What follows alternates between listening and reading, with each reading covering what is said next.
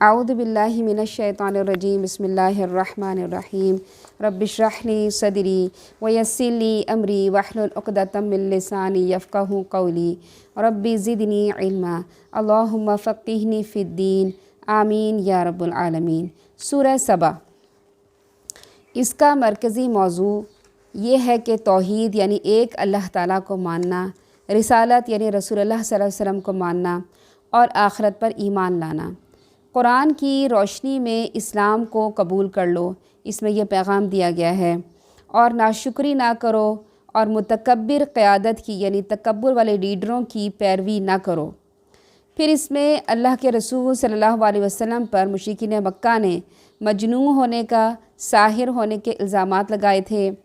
پھر آل داؤد سے جس شکر کا مطالبہ کیا گیا تھا، آل داؤد کون تھے؟ حضرت داؤد علیہ السلام اور حضرت سلیمان علیہ السلام۔ ان سے اللہ تعالیٰ نے جس شکر کا مطالبہ کیا گیا تھا، وہی شکر کا مطالبہ قریش مکہ سے کیا گیا ہے۔ انہیں قوم سبا کے انجام سے ڈرایا گیا، جنات اور ملائکہ کی عبادت سے منع کیا گیا ہے۔ سورہ احزاب میں ہم نے دیکھا تھا کہ خاتم النبیین صلی اللہ علیہ وسلم پر رحمت اور سلامتی کا موضوع تھا، اور اس سورہ سبا میں آپ صلی اللہ علیہ وسلم کو بشیر اور نذیر یعنی خوشخبری سنانے والا اور ڈرانے والا بنا کر مشرکین کے الزامات کا جواب دیا گیا ہے۔ اور اعتراضات کیا تھے مشرکین مکہ کے؟ کہ اللہ کے رسول صلی اللہ علیہ وسلم نے خود قرآن کو گھڑ لیا ہے۔ مشرکین کا قیامت سے انکار تھا، اور عوام اور لیڈرشپ کا اس میں تذکرہ کیا گیا ہے کہ عوام اور لیڈرشپ کا آپس میں کیا جوڑ ہوتا ہے۔ سورہ سبا کا مرکزی موضوع شکر بھی ہے، یعنی اللہ تعالیٰ کا شکر گزار بندہ ہونا کس طرح سے ہوتا ہے۔ تو شروع کرتے ہیں بسم اللہ الرحمن الرحیم۔ الحمد للہ الذی لہ ما فی السماوات وما فی الارض ولہ الحمد فی الآخرہ وہو الحکیم الخبیر۔ ہر طرح کی تعریف اس اللہ تعالیٰ کے لیے ہے جو آسمانوں اور زمین میں ہر چیز کا مالک ہے، اور آخرت میں بھی تعریف اسی کے لیے ہے، وہ حکمت والا اور باخبر ہے۔ یہاں پر حمد کی گئی ہے اللہ تعالیٰ کی۔ حمد ہوتی ہے ثناء جمیل یعنی اللہ تعالیٰ کی خوبصورتی کی تعریف۔ ہم اللہ تعالیٰ کی کسی بھی صفت کو مکمل طور پر تو کیا تھوڑا بہت بھی نہیں جان سکتے، بس ہم کسی بھی صفت کو اتنا جان سکتے ہیں جتنا اللہ تعالیٰ ہمیں خود بتا دیتے ہیں ہمارے دل و دماغ کے مطابق، کیونکہ اللہ تعالیٰ کی صفات لامحدود ہیں اور ہمارا علم، ہمارا دماغ، ہماری عقل محدود ہے۔ ہم سب اللہ تعالیٰ کے محتاج ہیں، اگرچہ اللہ تعالیٰ کو ہماری ضرورت نہیں ہے، پھر بھی وہ ہماری طرف متوجہ رہتا ہے۔ ہماری تعریف سے اس کو کوئی فائدہ نہیں ہوتا، وہ اپنی ذات میں خود محمود ہے، اسے ہماری تعریف کی ضرورت نہیں ہے۔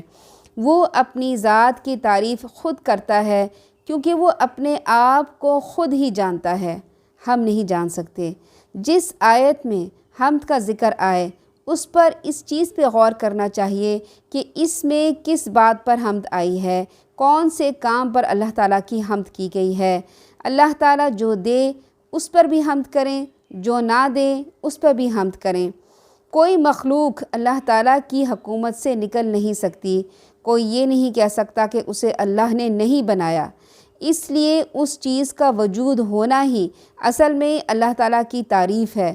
تمام مخلوقات اس کائنات کے بنانے والے کی تعریف کر رہی ہے۔ اللہ تعالیٰ کی تعریف ہے کہ اس نے یہ کتاب یعنی قرآن نازل کی، جس پر نازل کی وہ محمد ہوئے، جو اس کی خدمت کرے گا اس کی بھی تعریف ہوگی، تو پھر اس کی خدمت ہی سب سے افضل ہے۔ جس کام پر حمد کیا ہے اس پر غور کریں، یعنی اس آیت میں کس کام پہ حمد کیا گیا ہے۔ ہر طرح کی تعریف اس اللہ کے لیے ہے جو آسمانوں اور زمین میں ہر چیز کا مالک ہے، اور آخرت میں بھی تعریف اسی کی ہے، اور وہ حکمت والا باخبر ہے۔ یعنی یہاں پر آسمانوں اور زمین کے مالک کی تعریف کی گئی اور آخرت کی تعریف کی گئی کہ اللہ تعالیٰ آخرت میں بھی تعریف والا ہوگا۔ اس آیت پہ غور کریں تو معلوم ہوتا ہے کہ اللہ تعالیٰ کی رحمتیں اور برکتیں ہماری موت پہ ختم نہیں ہوتی، بلکہ آخرت میں بھی اللہ تعالیٰ کی عطا کردہ رحمتیں ہوں گی۔ اس لیے آخرت میں بھی تعریف اور شکر صرف اللہ تعالیٰ کا ہی ہوگا۔ اور جزا اور سزا بھی اس کی حکمت سے ملے گی، کیونکہ وہ سب کے اعمال کی خبر رکھتا ہے۔ تو اللہ تعالیٰ ہی کی تعریف ہے اور اللہ تعالیٰ ہی کی حمد ہے کہ ہر طرح کی تعریف اس اللہ کے لیے ہے جو آسمان اور زمین میں ہر چیز کا مالک ہے، اور آخرت میں بھی تعریف اسی کی ہے، اور وہ حکمت والا باخبر ہے۔ جو کچھ زمین میں داخل ہوتا ہے یا اس سے نکلتا ہے، پھر جو کچھ آسمان سے اترتا ہے، جو کچھ اس میں چڑھتا ہے، وہ ہر چیز کو جانتا ہے۔ وہ رحم کرنے والا، معاف کرنے والا ہے۔ یعنی زمین میں داخل ہونے والی چیزیں جیسے ہر قسم کی نباتات کے بیج داخلے جاتے ہیں، بارش کا پانی جاتا ہے، تمام جانوروں کے مردہ جسم اس میں جاتے ہیں، کیڑے مکوڑے جاتے ہیں، اور زمین سے نکلنے والی چیزیں مثلاً کھیتی ہے، پودے ہیں، درخت ہیں، معدنیات ہیں، کئی قسم کے تیل ہیں، گیسز ہیں۔ آسمان سے اترنے والی چیزیں مثلاً بارش، اللہ کی رحمت اور برکت ہے، وحی الہی ہے، فرشتے وغیرہ ہیں۔ اور آسمان کی طرف چڑھنے والی چیزیں مثلاً دعا چڑھتی ہے، فرشتے چڑھتے ہیں، انسانوں کے اعمال وغیرہ چڑھتے ہیں۔ یعنی ہر قسم کی چیزیں جو اترتی ہیں اور جو چڑھتی ہیں، اللہ تعالیٰ ان کے بارے میں جانتا ہے۔ کافر کہتے ہیں کہ ہم پر قیامت نہیں آئے گی۔ آپ ان سے کہیے کیوں نہیں آئے گی؟ میرے پروردگار کی قسم وہ تم پر آ کے رہے گی۔ اس پروردگار کی قسم جو غیب کا جاننے والا ہے، اس سے آسمانوں اور زمین میں کوئی ذرہ برابر بھی چیز چھپی نہیں رہ سکتی۔ ذرے سے چھوٹی یا کوئی بڑی چیز ایسی نہیں ہے جو اس واضح کتاب میں درج نہ ہو۔ اور قیامت اس لیے آئے گی تاکہ اللہ تعالیٰ ان لوگوں کو جزا دے جو ایمان لائے، نیک عمل کیے، ایسے لوگوں کو بخش دے اور عزت و اکرام کی روزی ہو۔ جن لوگوں نے ہماری آیات کو نیچا دکھانے کے پر زور لگایا، ان کے لیے بدترین قسم کا عذاب ہے۔ اور جن لوگوں کو علم دیا گیا تھا وہ خوب سمجھتے ہیں کہ جو کچھ آپ کی طرف آپ کے پروردگار سے نازل ہوا وہ حق ہے، اور اس اللہ کی راہ دکھاتا ہے جو غالب ہے اور حمد و ثنا کے لائق ہے۔ کافر ایک دوسرے سے کہتے ہیں کیا ہم تمہیں ایسے آدمی نہ بتائیں جو یہ خبر دیتا ہے کہ جب تم مرنے کے بعد بالکل ریزہ ریزہ ہو جاؤ گے تو دوبارہ پیدا کیے جاؤ گے۔ معلوم نہیں کہ وہ اللہ تعالیٰ پہ جھوٹ باندھتا ہے یا اسے جنون لاحق ہو گیا ہے۔ یہ بات نہیں، بلکہ جو لوگ آخرت پر ایمان نہیں لاتے وہی عذاب میں مبتلا ہونے والے ہیں اور گمراہی میں دور تک چلے گئے ہیں۔ یعنی یہاں پر قیامت بتانے والے کا انکار کرتے ہیں، اللہ کے رسول صلی اللہ علیہ وسلم کی رسالت کا انکار کرتے ہیں۔ یہاں پہ ان کو کہا جا رہا ہے کہ یہ بہت دور گمراہی میں چلے گئے ہیں۔ کیا انہوں نے آسمان اور زمین کو نہیں دیکھا جو انہیں آگے سے اور پیچھے سے گھیرے ہوئے ہے؟ اگر ہم چاہیں تو انہیں زمین میں دھسا دیں یا ان پر آسمان کے کچھ ٹکڑے گرا دیں۔ بلا شبہ اس بات میں ہر رجوع کرنے والے بندے کے لیے ایک نشانی ہے۔ اس بات پر اللہ تعالیٰ کی اس میں تعریف ہے کہ اللہ تعالیٰ ایسا نہیں کرتا کہ اگر کسی کو گمراہ دیکھے اور کوئی شرک کرے، کوئی بت کے آگے ہاتھ کھڑا کرے اور ہاتھ باندھ کے کھڑا ہو تو اللہ تعالیٰ اس پہ آسمان سے ٹکڑے نہیں گراتا، نہ ہی اسے زمین میں دھسا دیتا ہے۔ اس بات پہ اللہ تعالیٰ کی تعریف ہے کہ اللہ تعالیٰ اپنے ساتھ شریک ٹھہرانے والوں کو بھی اس پہ صبر کرتا ہے اور ان کو بھی رزق دیتا ہے، دنیا کی تمام چیزیں اس کو عطا کرتا ہے۔ آگے اللہ تعالیٰ آیت نمبر 10 میں فرماتے ہیں، اب یہاں پر جو ہے مثال دی جائے گی حضرت داؤد علیہ السلام اور حضرت سلیمان علیہ السلام کی، کہ اللہ تعالیٰ نے انہیں کس قدر کا مال و دولت عطا کیا تھا، کتنی زبردست بادشاہت عطا کی تھی، اس کے باوجود وہ شکر کرتے تھے، وہ ناشکرے نہیں تھے۔ تو ان کی مثال دیکھ کے ہمیں یہ بتایا گیا ہے کہ جیسے وہ شکر کرتے تھے اس طرح سے ہمیں بھی شکر کرنا چاہیے۔ اور پچھلی صورتوں میں ہم نے جو دیکھا کہ مختلف قوموں کو تباہ و برباد کر دیا گیا، وہ شرک کرتے تھے، اور شرک کیا ہوتا ہے؟ اللہ تعالیٰ کی ناشکری کرنا۔ تو جو ناشکری کرتا ہے اسے تباہ و برباد کر دیا جاتا ہے، اور جو شکر کرتا ہے تو اللہ تعالیٰ اس کی نعمتوں کو اور بڑھا دیتے ہیں۔ تو ہم شروع کرتے ہیں حضرت داؤد علیہ السلام کی بات سے، وَلَقَدْ آتَيْنَا دَاوُودَ مِنَّا فَضْلًا، ہم نے داؤد علیہ السلام کو اپنے ہاں سے بزرگی عطا کی تھی اور پہاڑوں کو حکم دیا تھا، اے پہاڑوں داؤد علیہ السلام کے ساتھ تسبیح میں ہم آہنگ ہو جاؤ، اور پرندوں کو بھی یہ حکم دیا گیا تھا۔ ہم نے اس کے لیے لوہے کو نرم کر دیا تھا اور اسے کہا تھا کھلی زرہیں بناؤ، اندازے کے مطابق اس کی کڑیاں جوڑو، اور اے آل داؤد نیک عمل کرو، جو کچھ تم کر رہے ہو بلا شبہ میں اسے خوب دیکھ رہا ہوں۔ اور سلیمان علیہ السلام کے لیے ہم نے ہوا کو مسخر کیا تھا۔ پہلے پہر اس کا چلنا 1 ماہ کی مسافت ہوتا تھا، اور پچھلے پہر یعنی شام کو جب چلتی تھی 1 مہینے کا سفر طے ایک شام میں کر لیتی تھی۔ پھر ہم نے ان کے لیے پگھلے ہوئے تانبے کا چشمہ بہا دیا، اور بعض جنات بھی اس کے لیے مسخر کر دیے جو اپنے پروردگار کے حکم سے ان کے سامنے کام کرتے تھے۔ ان میں سے اگر کوئی ہمارے حکم سے سرتابی کرتا تو ہم اسے بھڑکتی ہوئی آگ کے عذاب کا مزہ چکھاتے تھے۔ یہاں پر سیدنا سلیمان علیہ السلام کو تانبا پگھلانے کا فن عطا ہوا تھا۔ آپ وسیع پیمانے پر تانبا پگھلاتے، پھر اس کو سانچوں میں ڈال کر جنات بڑے بڑے برتن، دیگیں اور لگن وغیرہ تیار کرتے، جن میں ایک لشکر کا کھانا پکتا اور کھلایا جاتا۔ یہ تو سرکاری ضروریات تھیں۔ اس کے علاوہ آپ تانبے کی اشیاء عام لوگوں کی ضروریات کے لیے بھی بناتے تھے۔ پھر اس مقام پر جن کا لفظ آیا ہے، انہی معنوں میں شیاطین کا لفظ بھی آیا ہے۔ جن معمولی قولیوں، خدمت گاروں اور مزدوروں کی طرح آپ کے کام کرتے تھے اور آپ کے حکم پہ چلتے تھے۔ وجہ یہ تھی کہ اللہ تعالیٰ نے جنوں کو سیدنا سلیمان علیہ السلام کا تابع بنا رکھا تھا۔ وہ آپ کی اطاعت پر مجبور تھے۔ اگر وہ ذرا بھی سرکشی کرتے تو آگ میں جھونک دیا جاتے۔ کہتے ہیں جنوں پر اللہ تعالیٰ نے ایک فرشتہ مقرر کر دیا تھا جس کے ہاتھ میں آگ کا ایک کوڑا ہوتا تھا۔ جو کوئی جن سیدنا سلیمان علیہ السلام کی نافرمانی کرتا، یہ فرشتہ اس کو کوڑا مارتا تھا اور اسے جلا دیتا تھا۔ اب آپ کہیں گے کہ آج کے جنات تو بنے ہوئے آگ سے ہوتے ہیں، اگر ہم ان کو جہنم میں ڈالیں گے تو وہ ان کو کیسے جلنا؟ ان کے تو کوئی مسئلہ ہی نہیں ہے کہ وہ خود آگ سے بنے، وہ کیسے جلیں گے؟ تو دیکھیں اللہ تعالیٰ نے ہمارے باپ کو بھی، حضرت آدم علیہ السلام کو مٹی سے بنایا تھا، لیکن اب ہم گوشت پوست کے بنے ہوئے ہیں۔ مٹی سے ان کی ابتدا کی تھی۔ اگر ہمیں کوئی مٹی کا پتھر مارے گا، مٹی کا ڈھیلا مارے گا تو چوٹ لگے گی یا نہیں لگے گی؟ ہمیں تو چوٹ لگے گی۔ اسی طرح سے جو جنات ہیں، ان کا جو سب سے بڑا باپ تھا ابو الجان جس کو کہا جاتا ہے، وہ صرف آگ کی لپٹ سے بنایا گیا تھا۔ آگے اللہ تعالیٰ نے ان کی نسل کس طرح چلائی ہے یہ اللہ ہی جانتا ہے، لیکن اللہ تعالیٰ نے اس میں صاف واضح فرما دیا کہ جب وہ سرتابی کرتے تھے، حکم عدولی کرتے تھے، ہم انہیں بھڑکتی ہوئی آگ کا مزہ چکھائیں گے، یعنی وہ جب آگ میں جائیں گے تو وہ بھی اسی طرح سے جلیں گے جیسے کوئی دوسرا جلتا ہے۔ پھر اللہ تعالیٰ اس میں فرماتے ہیں کہ یہ جنات سیدنا سلیمان علیہ السلام کے آرڈر کے مطابق بڑے بڑے محل، مساجد، قلعے، مختلف مسجدوں کے ماڈل، سینریوں کے ماڈل، بڑے بڑے لگن، اتنی بڑی بڑی دیگیں بناتے تھے جو بڑی بوجھل اور ناقابل حمل، یعنی ایک دوسرے سے دوسری جگہ لے جانا ناممکن ہوتا تھا۔ پھر یہ ایک خاص مقام پہ نصب کر دی جاتی تھی۔ اس میں سیدنا سلیمان علیہ السلام کے لشکروں کے لیے کھانا تیار کیا جاتا تھا۔ بہت بڑی بڑی دیگیں ہوتی تھیں، جیسے آپ سوچ لیں کہ آپ نے اپنی زندگی میں کتنی بڑی دیگ دیکھی ہوگی، زیادہ سے زیادہ جس میں 60 بندوں کا کھانا پکتا ہے، ہمارے یہاں جتنی نارمل دیگ ہوتی ہے۔ لیکن اس زمانے میں دیگیں کیسی ہوتی تھیں؟ جیسے آپ سمجھیں کہ پورا ہمارا گھر جو ہے یا میڈیا ٹاؤن کا جتنا علاقہ ہے، آپ اتنی بڑی ایک دیگ سمجھ لیں کہ یہ اتنی بڑی دیگ تھا، اور اس کو پہاڑ میں نصب کرتے تھے، اور پھر نیچے سے اس میں کھود کے آگ لگانا کرنا، یہ سارے کام انسان تو نہیں کر سکتا تھا، یہ جنات سے کام کروائے جاتے تھے۔ تو اتنی بڑی بڑی دیگیں ہوتی تھیں اور اس میں کھانا ڈالا جاتا تھا، اور سارے لشکر کے لیے کھانا پکایا جاتا تھا، کیونکہ پیغمبر جو تھے آپ کو پتہ اللہ تعالیٰ کی باتوں پہ عمل کرتے ہیں کہ دوسروں کو کھانا کھلانا انہوں نے فرض سمجھا ہوا تھا، اور سب کو کھانا کھلاتے تھے۔ حضرت سلیمان علیہ السلام کی رعایا میں کوئی بھی انسان جو تھا یا کوئی بھی جنات بھوکا نہیں رہتا تھا۔ یہ نہیں تھا کہ وہ انہوں نے جناب اپنے بادشاہت کے لیے تو انہوں نے ساری چیزیں لے لی ہوں اور بیچارے عوام بھوکی مر رہی ہو، ایسے نہیں ہوتا تھا۔ وہ پہلے عوام کا خیال رکھتے تھے، عوام کی فیسلٹیز کا خیال رکھتے تھے، اس کے بعد جو ایکسٹرا ہوتا تھا وہ اپنے کاموں پہ لگاتے تھے۔ ایسے نہیں ہوتا تھا کہ پہلے اپنے کاموں پہ لگا لیں، اپنے لیے بڑی بڑی چیزیں رکھ لیں، اپنے لیے تخت بنا لیں، اور بیچاری عوام تو وہ کیا کرتے تھے؟ عوام کا بھی، لشکر کا بھی بہت خیال رکھتے تھے، ان کے لیے کھانا پکواتے تھے۔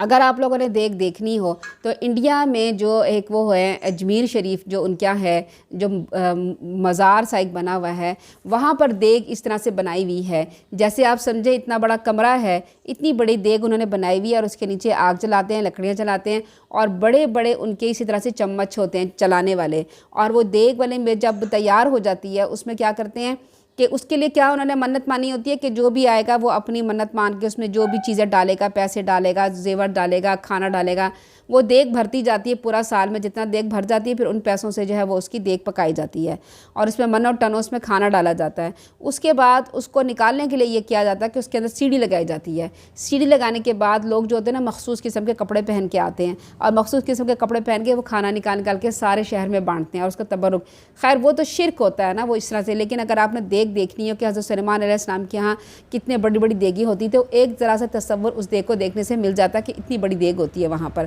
تو اسی طرح سے حضرت سلیمان علیہ السلام نے پہاڑوں کے اوپر دیگیں جمائی ہوئی ہوتی تھیں اور اس کے نیچے آگ جلاتے تھے اور اس کے نیچے آگ جلا کے سارے لشکروں کا کھانا اس میں پکاتے تھے۔ پھر اللہ تعالیٰ فرماتے ہیں جو کچھ سلیمان علیہ السلام چاہتے تھے وہی کچھ وہ جن ان کے لیے بناتے تھے، مثلا قلعے، مجسمے، حوض، جتنے بڑے لگن، دیگیں ایک جگہ جمی رہنے والی۔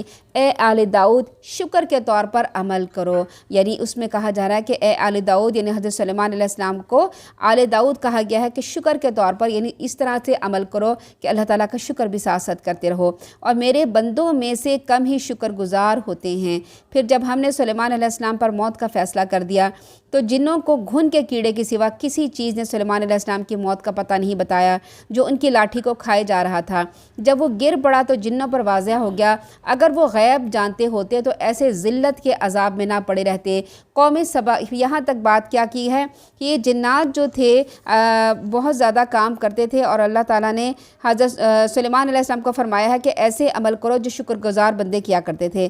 شکر گزار بندے ایک تو وہ ہر وقت اللہ تعالیٰ کا شکر ادا کرتے رہتے ہیں اور اس کی نعمتوں کا اعتراف کرتے رہتے ہیں، پھر جو کام بھی کرتے ہیں اللہ کی مرضی کے مطابق کرتے ہیں، اس کی رضا کے لیے کرتے ہیں۔ شکر گزار بندے تھوڑے ہی ہوتے ہیں، جو چیز تھوڑی ہو اس کی قدر بہت بڑھ جاتی ہے، یعنی اگر تم شکر گزار بن جاؤ گے تو میرے ہاں تمہاری قدر و منزلت بڑھ جائے گی۔ کہتے ہیں اس حکم کے بعد داؤد علیہ السلام نے دن اور رات کے پورے اوقات کو اپنے گھر والوں پہ تقسیم کر رکھا تھا۔ کوئی وقت ایسا نہ تھا کہ جب آپ کے گھر کا کوئی نہ کوئی فرد عبادت میں مصروف رہتا۔ ہر وقت یعنی کوئی نہ کوئی کسی کی ڈیوٹی لگا رکھی تھی کہ آپ نے ہر وقت اللہ تعالیٰ کی عبادت کرنی ہے۔ پھر جس وقت سیدنا سلیمان علیہ السلام کی وفات کا وقت قریب آیا تو آپ کو اللہ تعالیٰ کی طرف سے اشارہ ہو گیا کہ اب دنیا سے رخصت ہونے والے ہیں۔ اس وقت آپ نے جنوں کو بیت المقدس کی تعمیر پہ لگایا ہوا تھا جسے ہیکل سلیمانی کہا جاتا ہے۔ اس وقت تعمیر کا ابھی خاصا کام باقی تھا۔ آپ نے باقی کام کا پورا نقشہ جنوں کے سربراہ کے حوالے کر دیا اور پوری طرح مکمل کام سمجھا دیا۔ پھر اپنے عبادت خانے میں آ کر عبادت میں کھڑے ہو گئے اور اپنی لاٹھی سے ٹیک لگا لی۔ آپ کا یہ عبادت خانہ ایسا تھا جس میں شیشے کی کھڑکیاں تھیں، باہر سے دیکھنے والا سیدنا سلیمان علیہ السلام کو عبادت میں مصروف دیکھ سکتا تھا۔ آپ عبادت میں کھڑے ہوئے تو اسی حالت میں فرشتے نے روح قبض کر لی اور آپ لاٹھی کے سہارے کھڑے ہی رہے۔ جنات اور بعض دوسرے لوگ آپ کو کبھی کبھار عبادت میں مصروف دیکھتے تھے۔ اس حالت میں 4 مہینے گزر گئے۔ 4 مہینے بعد بیت المقدس کی تعمیر مکمل ہوئی اور ادھر وہ لاٹھی ٹوٹ گئی جس کے سہارے آپ کی میت کھڑی تھی۔ لاٹھی کو اندر ہی اندر دیمک نے چاٹ کر ختم کر دیا تھا۔ لاٹھی ٹوٹی تو آپ کی میت دیکھ دھڑام سے گر پڑی۔ تب لوگوں کو اور تعمیر پہ متعین جنات کو معلوم ہوا کہ سیدنا سلیمان علیہ السلام تو بہت عرصہ پہلے فوت ہو چکے تھے۔ اب پیغمبروں کا جسم جو ہوتا ہے اسے مٹی نہیں کھاتی، وہ گلتا سڑتا نہیں ہے، اس لیے ان کا جسم اسی حالت پہ رہا جس وقت زندہ تھے۔ اس وقت جنات کو سخت افسوس ہوا کہ وہ اتنا عرصہ مفت میں محنت مشقت جھیلتے رہے۔ اس وقت جنات کی یہ غلط فہمی دور ہو گئی کہ وہ غیب کو جانتے ہیں، یعنی اگر وہ غیب کو جانتے ہوتے، انہیں پتہ چلتا تھا حضرت سلیمان علیہ السلام فوت ہوئے تو وہ وہاں سے چلے جاتے، لیکن اس واقعے سے یہ پتہ چلتا ہے کہ جنات غیب کو نہیں جانتے تھے۔ اور ان لوگوں کے بھی جو یہ سمجھتے ہیں کہ جنات غیب جانتے ہیں، اپنے اسی اعتقاد کی بنا پر جنات کو تسخیر کرتے ہیں، طرح طرح کے لوگ چلے کاٹتے ہیں، پاپڑ بیلتے ہیں، کس لیے جنات کو اپنے قبضے میں کرنا چاہتے ہیں کہ یہ ہمیں غیب کی باتیں بتائیں گے۔ پھر اللہ تعالیٰ جس کام کو مکمل کرنا چاہتا ہے اس کے لیے طرح طرح کے اسباب مہیا کر لیتا ہے۔ ہم نے پہلے اس میں یہی پڑھا تھا کہ جو شکر کرے گا اس کا شکر نیکیوں کو اور کھینچ کے لے آتا ہے۔ تو یہاں پر حضرت داؤد علیہ السلام اور حضرت سلیمان علیہ السلام کی زندگی کا تذکرہ کیا۔ اللہ تعالیٰ نے ان کو کس قدر کی نعمتیں دیں اور پھر وہ اکڑے نہیں، غرور نہیں کیا، فرعون کی طرح تکبر نہیں کیا، انہوں نے ہر طرف اللہ تعالیٰ کا شکر ادا کیا اور شکر کیا، اللہ تعالیٰ کے آگے سر جھکا کے رہے، تو اللہ تعالیٰ نے ان کی نعمتوں میں اور اضافہ کر دیا۔ پھر یہاں پر ایک ایسی قوم کا تذکرہ کیا گیا ہے، قوم سبا کا، جس کی ناشکری کی وجہ سے اس کے بعد جو نعمتیں تھیں وہ چھین لیں۔ تو اب ہمیں یہ اچھی طرح سے سمجھ لینا چاہیے کہ جب ایک انسان شکر کرتا ہے تو وہ نعمتوں کو کھینچتا ہے، یعنی جیسے ایک میگنیٹ لوہے کو کھینچتا ہے، اسی طرح سے شکر نعمتوں کو کھینچ لیتا ہے، اور ناشکری کیا کرتی ہے؟ نعمتوں کو دور کر دیتی ہے۔ اب ہم نے آل داؤد یعنی حضرت سلیمان علیہ السلام اور حضرت داؤد علیہ السلام کا تذکرہ پڑھا جنہوں نے شکر گزاری کی۔ اب یہاں قوم سبا کے حالات ہیں جنہوں نے ناشکری کی اور پھر ان کی جتنی تو نعمتیں دی تھیں اللہ تعالیٰ نے وہ لے لی۔ قوم سبا ان کے لیے ایک مسکن میں ایک نشانی موجود ہے۔ اس مسکن میں یعنی اس شہر میں جہاں قوم سبا رہتی تھی، دائیں بائیں 2 باغ تھے۔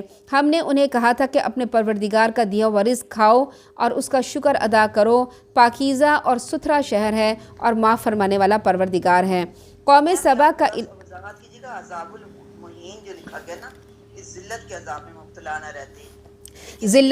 ذلت اس طرح سے تھی کہ وہ ان کے انڈر کام کرتے تھے۔ اب دیکھیں ہم الحمدللہ اللہ تعالیٰ نے ہمیں آزاد پیدا کیا ہے، اگر ہمیں کسی کا نوکر بنا دیا جائے اور نوکر اپنی مرضی سے کہے تم نے اتنے بجے اٹھنا ہے، اتنے بجے کام کرنا ہے اور اتنے بجے جانا ہے، ہمارا آرام، ہمارا کھانا پینا، ہمارا سونا ہماری مرضی کے مطابق نہیں ہوگا، ہمیں دوسروں کی مرضی کے مطابق چلنا پڑے گا، اور ہماری اس میں ذرا بھی، اور اگر ہم ذرا سی اس کے حکم سے سرتاوی کریں گے ہمیں ڈانٹ پڑے گی، پھٹکار پڑے گی، ہو سکتا ہے سزا دینی پڑے۔ تو کیا کہا جاتا تھا کہ جنات جب ان کے حکم سے سرتابی کرتے تھے انہیں کوڑے مارے جاتے تھے آگ کے، تو کیا ہوتا تھا؟ ان کو ذلت ہوتی تھی۔ تو یہاں پر عذاب مہین کا مطلب ہے ان کو رسوا کیا جاتا تھا، یعنی جب وہ جنات نے یہ دیکھا کہ حضرت داؤد علیہ السلام، حضرت سلیمان علیہ السلام تو فوت ہوئے ہیں، انہوں نے کہا کہ ہمیں پہلے پتہ چلتا تو ہمیں یہ ذلت نہ سہنی پڑتی، وہ انڈر کنٹرول کام کر رہے تھے۔ اور اس میں ہم نے پڑھا ہے کہ ان کا ایک بڑا جن تھا جن کے ہاتھ میں کوڑا رہتا تھا اور وہ ان کو عذاب دیتا رہتا تھا۔ پھر دوسری تفسیر میں یہ بھی بیان کیا جاتا ہے کہ بہت سرکش قسم کے جنات جو تھے ان کو زنجیروں میں جکڑ کے رکھا جاتا تھا۔ اب کسی کو زنجیروں میں جکڑ کے رکھا ہے تو آپ سوچیں اس کے دل میں محبت آئے گی یا نفرت آئے گی، یا اس کا دل یہ کرے گا کہ مجھے چھوڑ دو، میں جا کے اپنی مرضی سے کام کروں۔ تو جنات جو ہوتا ہے نا، ایک وہ شر سے بنے ہوئے ہوتے ہیں، ایک وہ جو شرارہ ہوتا ہے نا، آگ جو بھڑکتی ہوئی، ایک تو آگ آپ چولہے میں جلائیں تو وہ آپ کو نظر آ رہی ہوتی ہے لال سے رنگ کی، ایک نیلی آگ کا شعلہ ہوتا ہے جو اوپر ہی اوپر ہوتا ہے، آپ ہاتھ لگائیں تو آپ کے ہاتھ کو جلتا ہے لیکن وہ نظر نہیں آتا، وہ پھڑپھڑاتا بہت زیادہ ہے۔ تو اس کی کوالٹی اللہ تعالیٰ نے یہ رکھی ہے کہ وہ بہت زیادہ شر، اس میں بہت زیادہ تیزی اور پھرتی ہوتی ہے۔ تو ان کو کنٹرول کرنا، آپ کوئی ان کی مرضی کے بغیر کنٹرول کرے تو آپ کو پتہ ہے کہ وہ پھر کسی بچے کو آپ ان کی مرضی کے بغیر کنٹرول کر کے بٹھائیں نا کہ تم نے یہاں بیٹھنا ہے، ہلنا نہیں ہے، تو وہ کیا کرے گا؟ تھوڑے تھوڑے میں بھاگے گا نہیں، میں نے تو اپنی مرضی کرنی ہے۔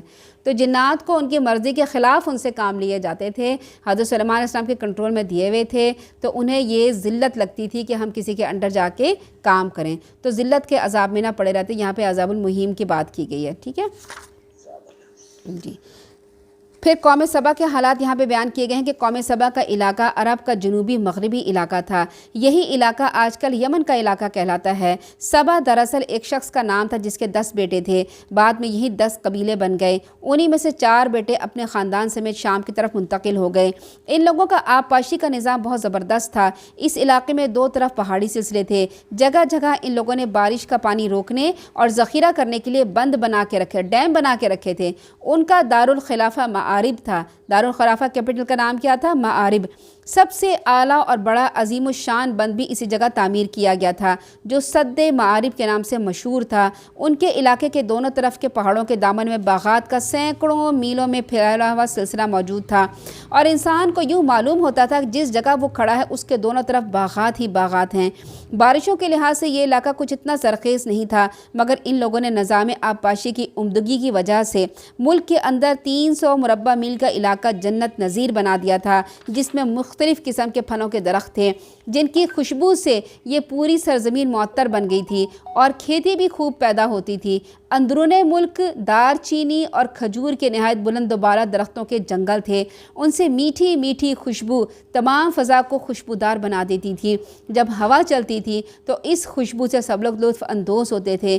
اسی علاقے کو اللہ تعالیٰ نے بلدتاً طیبہ کے الفاظ سے تعبیر فرمایا ہے، یعنی سرسبزی، زرخیزی، فضا کا خوشبو سے ہر وقت معمور رہنا، موسم اور آب و ہوا میں اعتدال، رزق کی فراوانی، سامان عیش و عشرت کی بہتات، یہ وہ نعمتی تھی جو اللہ تعالیٰ نے عطا کر رکھی تھی۔ معارب کے ایک پہاڑی علاقے میں گنجان درختوں کے درمیان حکمرانوں کے محلات واقع تھے۔ غرض اللہ تعالیٰ نے ان پر اپنی نعمتوں کی بارش برسا رکھی تھی، مگر ان لوگوں نے سرتابی کی تو ہم نے ان پر زور کا سیلاب چھوڑ دیا۔ ان کے دونوں باغوں کو 2 ایسے باغوں میں بدل دیا جن کے میوے بدمزہ تھے، ان میں کچھ پیلو کے درخت تھے، کچھ جھاؤ کے، کچھ تھوڑی سی بیریاں تھیں۔ ہم نے یہ سزا انہیں ان کی ناشکری کی وجہ سے دی، اور ہم ناشکروں کو ایسا ہی بدلہ دیا کرتے ہیں۔ کیا ناشکری کی انہوں نے؟ جب یہ قوم اپنی خوشحالی میں مست ہو گئی اور دنیا کے مال و دولت اور اس کے دل فریبی میں مستغرق ہو گئی تو اپنے اللہ تعالیٰ کو بھلا دیا۔ تو اللہ تعالیٰ نے ان کی طرف انبیاء کو بھیجا۔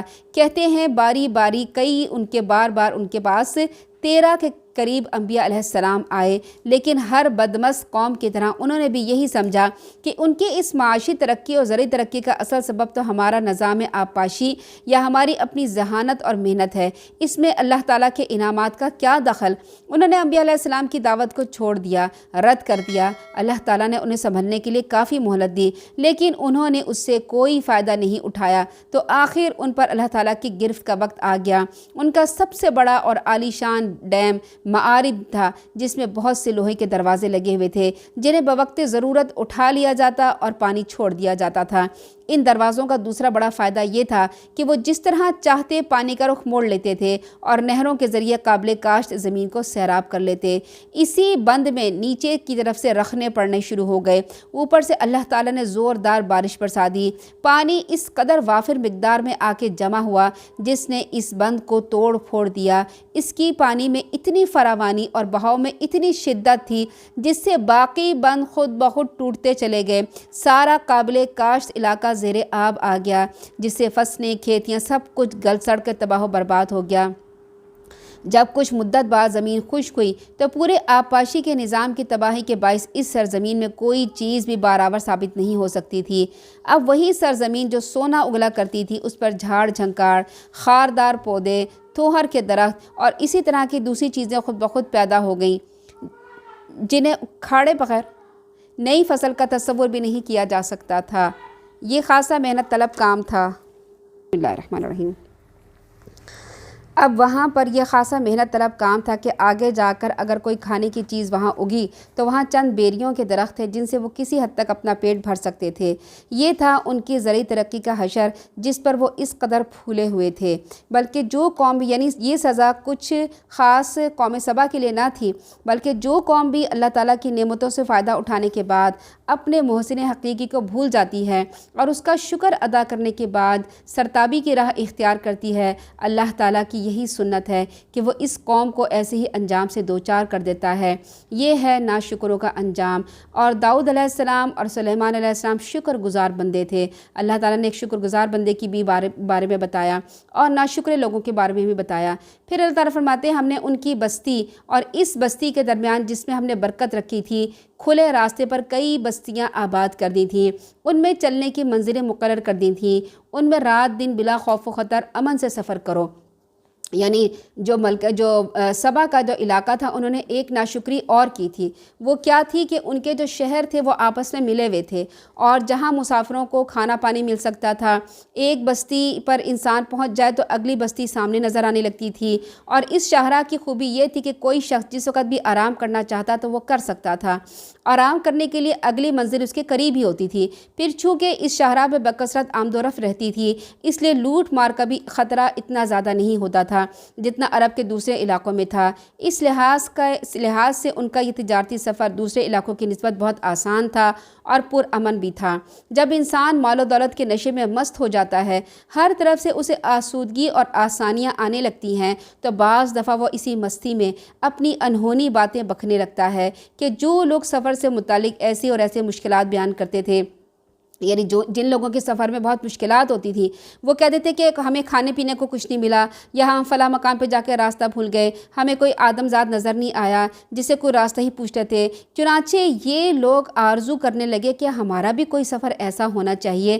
ممکن ہے ان لوگوں نے یہ بات زبان سے نہ کہی ہو، لیکن دل میں ایسے خیالات آنے لگے ہوں۔ جیسے دیکھیں پنڈی اسلام آباد ہے، دونوں شہر جڑے ہوئے ہیں۔ ہم نے پنڈی سے اسلام آباد جانا ہوتا ہے، کیا ہوتا ہے؟ راستے میں آپ کو نہ کوئی صحرا ملے گا، نہ کوئی جنگل ملے گا، نہ کوئی کو لمبے لمبے میدان ملیں گے جہاں پہ آپ کو کوفت اٹھانی پڑے، تکلیف اٹھانی پڑے۔ دونوں شہر جڑے ہوئے ہیں، دونوں جگہ ریسٹورنٹ کھلے ہوئے ہیں، جہاں آپ نے گاڑی کھڑی کی، آپ نے کھانا کھایا، پانی پیا، آپ نے نماز پڑھی، کوئی آپ کو مشکل نہیں ہوئی اور آپ انجوائے کرتے ہوئے آپ جو ہیں گزر جاتے ہیں۔ اسی طرح سے ان جو قوم سبا تھی، ان کے دو شہر ایسے جڑے ہوئے تھے، آرام سے ان کی سفری سہولیات میسر تھی، کوئی مشکل پریشانی نہیں تھی۔ تو یہ کہنے لگے کہ ہمیں بھی کوئی ایسا سفر ہوتا نا کہ ہمیں ایڈونچر ملتا، ہم جاتے، ہمیں جنگلات ملتے، کوئی درندے ملتے، ان سے ہم بچتے، ہمیں ان کا خوف ہوتا، صحرا ہوتے، ہمیں ڈر ہونے کا خوف ہوتا، ایک ایڈونچر بھری لائف ہوتی نا، ہمارا سفر کتنا انجوائے کرتے، ہم کتنا مزے میں گزرتا۔ انہوں نے یہ کہا تو اللہ تعالیٰ نے جب کوئی بھی، اب ایک یہ پوائنٹ یاد رکھ لیں کہ کوئی بھی اللہ تعالیٰ نے نعمت دی ہو اور پھر اس نعمت کا آپ کا دل بھر جائے اور آپ کہیں کہ ہم اس سے بہت بور ہو گئے ہیں، اب ہمیں یہ نہیں چاہیے، تو اللہ تعالیٰ وہ نعمت بھی واپس لے لیتا ہے اور اس سے بدترین چیز دیتا ہے جس سے انسان تڑپ کے رہ جاتا ہے۔ تو کوئی بھی نعمت اگر مل گئی ہے اور ہم اس سے، جیسے بچے اکثر بور ہونے لگتے ہیں کہ کیا آج ہم روز چکن ہی کھا رہے ہیں، روز ہم یہی کھا رہے ہیں، تو اللہ تعالیٰ کا شکر کو کہنا چاہیے، اللہ تعالیٰ کا لاکھ لاکھ شکر ادا کرو، اللہ تعالیٰ نے تمہیں یہ دیا ہے، لوگوں کو یہ بھی نہیں ملتا۔ ہر بات میں جب کوئی چیز اوور ہو جائے تو اللہ تعالیٰ کا شکر ادا کرنا چاہیے اور اسے لوگوں کو آگے بانٹ دینا چاہیے، آگے دے دینا چاہیے۔ اسی طرح ان لوگوں نے کیا کہ ہمارے پاس کوئی ایڈونچر نہیں ہوتا، آرام سے ہم دوسرے شہروں میں پہنچ جاتے ہیں، ہمیں کوئی تکلیف نہیں اٹھانے پڑتی، تو اللہ تعالیٰ نے ان کی یہ جو تھی یہ بھی آرزو پوری کر دی۔ جب ان لوگوں کی زرعی معیشت تباہ ہو گئی تو یہی چیز ان کی تجارتی ترقی کی تباہی کا باعث بن گئی۔ جب اپنے مال کی پیداوار ہی ختم ہو جائے تو پھر تجارت کیسی؟ اگر بیرون ملک کی چیزیں ہی خریدی جائیں اور بیرون ملک ہی بیچی جائیں تو آخر ان سے کتنا منافع کمایا جا سکتا ہے۔ اس کا دوسرا نتیجہ یہ ہوا کہ وہ بہت سی آبادیاں جو شاہراہ کے کنارے آباد تھی وہاں سے اٹھ کر دوسرے مقامات کی طرف چلی گئی، کیونکہ ان کی معیشت کا انحصار بھی زیادہ تر انہی تجارتی قافلوں کی جو کھانے پینے کی چیزیں تھیں ان کی خرید و فروخت میں تھا۔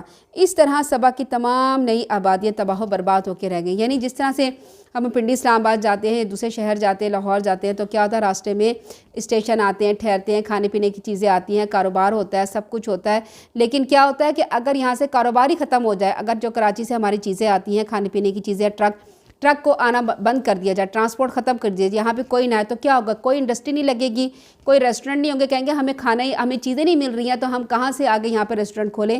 تو جتنے کاروبار چھوٹے چھوٹے ہیں نا، کسی نے ریسٹورنٹ کھولا، کسی نے ٹرانسپورٹ کھولا ہوا ہے، کوئی ٹرانسپورٹ لا رہا ہے، لے جا رہا ہے، کام کر رہا ہے، چھوٹی چھوٹی فیکٹریاں کھولی ہوئی ہیں، جیم جیلیز کی بنائی ہوئی ہیں، جوس کے بنائے ہوئے ہیں، ریسٹورنٹ بنائے ہوئے، یہ سب ختم ہونے لگتے ہیں کیونکہ ہمارے پاس رسد نہیں آ رہی، ہمارے پاس چیزیں موجود نہیں ہیں۔ تو اسی طرح سے جب ان کی یہ ڈیم ٹوٹ گئے اور ان کا جو باغ تباہ و برباد ہو گئے تو ان کے پاس اب بیچنے کے لیے کچھ نہیں رہا تھا، تو جو دو آبادیوں کے بیچ میں جو ایک فراوانی تھی اور جو آسانیت تھی وہ خود بخود ختم ہونا شروع ہوئی۔ اس طرح ان لوگوں نے ناشکری کی۔ اللہ تعالیٰ فرماتے ہیں اس میں یقیناً ہر صابر شاکر کے لیے کئی نشانیاں ہیں۔ صبار و شکور کا مطلب کیا ہوتا ہے کہ مومن کی شان یہ ہوتی ہے کہ جب اسے اللہ تعالیٰ کی طرف سے نعمتیں عطا ہوتی ہیں وہ شکر بجا لاتا ہے اور زندگی بھر اس کا یہی معمول ہوتا ہے۔ جب اسے کوئی مصیبت پیش آتی ہے تو اسے صبر و استقامت سے برداشت کرنا پڑتا ہے اور آئندہ کے لیے اللہ کی رحمت کا امیدوار رہتا ہے۔ یہی اس آیت کا مفہوم ہے اور ہر مومن خوب سمجھ سکتا ہے کہ قوم سبا کے عروج کے اصل اسباب کیا تھے اور ان کی بربادی اور ہلاکت کے اصل اسباب کیا تھے۔ پھر اللہ تعالیٰ فرماتے ہیں ان لوگوں کے متعلق ابلیس نے اپنا گمان درست پایا، چنانچہ مومنوں کے گروہ کے سوا سب نے انہی کی پیروی کی۔ حالانکہ ابلیس کا ان پہ کچھ زور نہیں جلتا تھا، وہ صرف وسوسہ ڈال سکتا ہے تاکہ ہم معلوم کرنے کہ کون آخرت پر ایمان لاتا ہے، کون اس کے بارے میں شک پہ پڑا رہتا ہے، اور آپ کا پروردگار ہر چیز پہ نگران ہے۔ اے نبی صلی اللہ علیہ وسلم آپ ان سے کہیے جن کو تم اللہ کے سوا الہ سمجھ رہے ہو انہیں پکار کے دیکھ لو، وہ تو آسمانوں اور زمین کے موجودات میں ذرہ برابر بھی اختیار نہیں رکھتے، نہ ہی ان کی موجودات میں ان کی کچھ شرکت ہے، نہ ہی ان میں سے کوئی اللہ کا مددگار ہے، اس کے ہاں صرف اس کی سفارش فائدہ دے سکتی ہے جس کے لیے وہ خود اجازت دے۔ حتیٰ کہ جب لوگوں کی دلوں سے گھبراہٹ دور ہوگی تو وہ پوچھیں گے کہ تمہارے پروردگار نے کیا جواب دیا؟ وہ کہیں گے ٹھیک جواب ملا، وہ بڑا عالی شان اور سب سے بڑا ہے۔ یہاں پہ یہ بتایا گیا ہے کہ اللہ تعالیٰ جب حکم دیتے ہیں تو کیا ہوتا ہے، جب اللہ تعالیٰ کیا حکم نازل ہوتا ہے تو اس کے پاس رہنے والے مقرب فرشتے تھر تھر کانپنے لگتے ہیں اور گھبرا جاتے ہیں، جیسے کہ اس حدیث میں بیان کیا گیا ہے۔ سیدنا ابو ہریرہ کہتے ہیں کہ آپ صلی اللہ علیہ وسلم نے فرمایا جب اللہ تعالیٰ کسی کام کا فیصلہ فرماتے ہیں تو فرشتے اللہ تعالیٰ کے اس قول کے لیے اظہار عاجزی اپنے پر مارتے ہیں اور ایسی آواز آتی ہے جیسے کسی زنجیر کو صاف پتھر پر کھینچنے سے آتی ہے۔ پھر جب انہیں ہوش آتا ہے تو ایک دوسرے سے پوچھتے ہیں تمہارے پروردگار نے کیا کہا؟ دوسرا کہتا ہے جو کہا درست کہا اور وہ بزرگ برتر ہے۔ آپ صلی اللہ علیہ وسلم نے فرمایا اور شیطان زمین اور آسمان کے درمیان ایک دوسرے کے اوپر جمع ہو جاتے ہیں کہ آسمانی خبریں چرا سکیں، یعنی وہ یہ چاہتے ہیں کہ آسمانی خبریں چرا کر نیچے جو کاہن بیٹھا ہوتا ہے جس نے ان کو کنٹرول کیا ہوتا ہے، قبضے میں لیا ہوتا ہے، اس کے کان میں جا کے بتا دیں۔ تو اللہ تعالیٰ فرماتے ہیں کہ وہ کہیں گے کہ ٹھیک جواب ملا، وہ عالی شان اور سب سے بڑا ہے۔ آپ صلی اللہ علیہ وسلم ان سے پوچھئے آسمان اور زمین سے تمہیں کون رزق دیتا ہے؟ کہیں گے اللہ ہی رزق دیتا ہے، اور ہم میں سے اور تم میں سے ایک فریق ہی ہدایت پر ہیں یا کھلی گمراہی پہ ہیں، یعنی ہم میں سے ایک جماعت کوئی سیدھے راستے پہ ہے اور کوئی گمراہ ہے۔ آپ ان سے کہیے ہم اگر جرم کریں گے تو اس کی باز پرس تم سے نہیں ہوگی، اور جو کچھ تم کر رہے ہو اس کی ہم سے باز پرس نہیں ہوگی، یعنی جو انسان جو کرے گا اللہ تعالیٰ اسی سے پوچھے گا، اس کے کیے گئے گناہ کا بدلہ کسی دوسرے سے نہیں پوچھے گا۔ آپ کہیے اللہ ہم سب کو اکٹھا کر لے گا، پھر ہمارے درمیان انصاف سے فیصلہ کر دے گا، وہی فیصلے کرنے والا سب کچھ جاننے والا ہے۔ آپ ان سے کہیے مجھے وہ ہستیاں تو دکھاؤ صحیح جنہیں تم اللہ کا شریک بنا کر اسے ملا دیا ہے، وہ ہرگز نہیں بتا سکیں گے، بلکہ اللہ ہی سب پر غالب اور حکمت والا ہے۔ اور ہم نے آپ کو تمام لوگوں کے لیے خوشخبری دینے والا اور ڈرانے والا بنا کر بھیجا ہے، مگر اکثر لوگ جانتے ہی نہیں۔ لوگ آپ سے کہتے ہیں کہ اگر تم سچے ہو تو یہ وعدہ یعنی قیامت کا کب پورا ہوگا؟ آپ انہیں کہیے تمہارے لیے وعدے کا ایک دن مقرر ہے، تم اس سے ایک گھڑی بھی نہ پیچھے رہ سکو گے اور نہ آگے جا سکو گے۔ یہ اسی طرح سے وعدے کا وقت مقرر ہے جیسے ہمارے یہاں ہر چیز کا وعدے کا ایک وقت مقرر ہوتا ہے، ٹائم مقرر ہوتا ہے، جیسے نماز کا ایک ٹائم مقرر ہوتا ہے، آفس کی چھٹی کا ایک ٹائم مقرر ہوتا ہے، بچوں کی اسکول کا ٹائم مقرر ہوتا ہے، اس سے پہلے ہم نہ چھٹی دے سکتے ہیں نہ اس کو ہم ڈیلے کر سکتے ہیں۔ اسی طرح اللہ تعالیٰ نے قیامت کا بھی ایک وقت مقرر کر کے رکھا ہوا ہے تاکہ لوگوں کی آزمائش ہو، جو جس مقصد کے لیے دنیا پیدا کی گئی ہے وہ مقصد پورا ہو جائے، اس لیے وقت سے پہلے قیامت نہیں آ سکتی۔ اور کافر کہتے ہیں ہم نہ تو اس قرآن پر ایمان لائیں گے نہ اس کتاب پر جو اس سے پہلے موجود ہے، یعنی تورات اور انجیل زبور وغیرہ۔ کاش آپ ظالموں کو دیکھتے جب وہ اپنے پروردگار کے حضور کھڑے ہوں گے، یعنی یہ لوگ جو قرآن اور تمام الہامی کتابوں کو نہیں مانتے، ایتھیسٹ ہیں، مشرک ہیں، جب وہ اللہ تعالیٰ کے حضور کھڑے ہوں گے اور ایک دوسرے کی بات کا جواب دیں گے، جو لوگ دنیا میں کمزور سمجھے جاتے تھے وہ بڑا بننے والوں سے کہیں گے اگر تم نہ ہوتے تو ہم مومن ہوتے، اور جو بڑا بنتے تھے یعنی لیڈر بنتے تھے، جو پیر فقیر بنتے تھے، وہ کمزور لوگوں کا جواب دیں گے، اپنے مریدوں کا جواب دیں گے جب تمہارے پاس ہدایت آ گئی تھی تو کیا ہم نے تمہیں اس سے روکا تھا؟ بلکہ تم خود ہی مجرم تھے۔ وہاں پر کیا ہوگا؟ وہ بات ہی نہیں مانیں گے اور وہ کہیں گے کہ نہیں تم نے ہماری پیروی نہیں کی تھی، تم اپنی مرضی سے ہماری بات۔ اب جتنے لوگ پیر فقیر کے پاس جاتے ہیں یا مزاروں پہ جاتے ہیں، عرس پہ جاتے ہیں، وہ کیا کہتے ہیں؟ ہمارے اپنے بزرگ کو خوش کرنے کے لیے جاتے ہیں۔ قیامت کے دن یہ بزرگ کہیں گے تم اپنی مرضی سے آئے تھے، ہم نے نہیں تمہیں بلایا تھا۔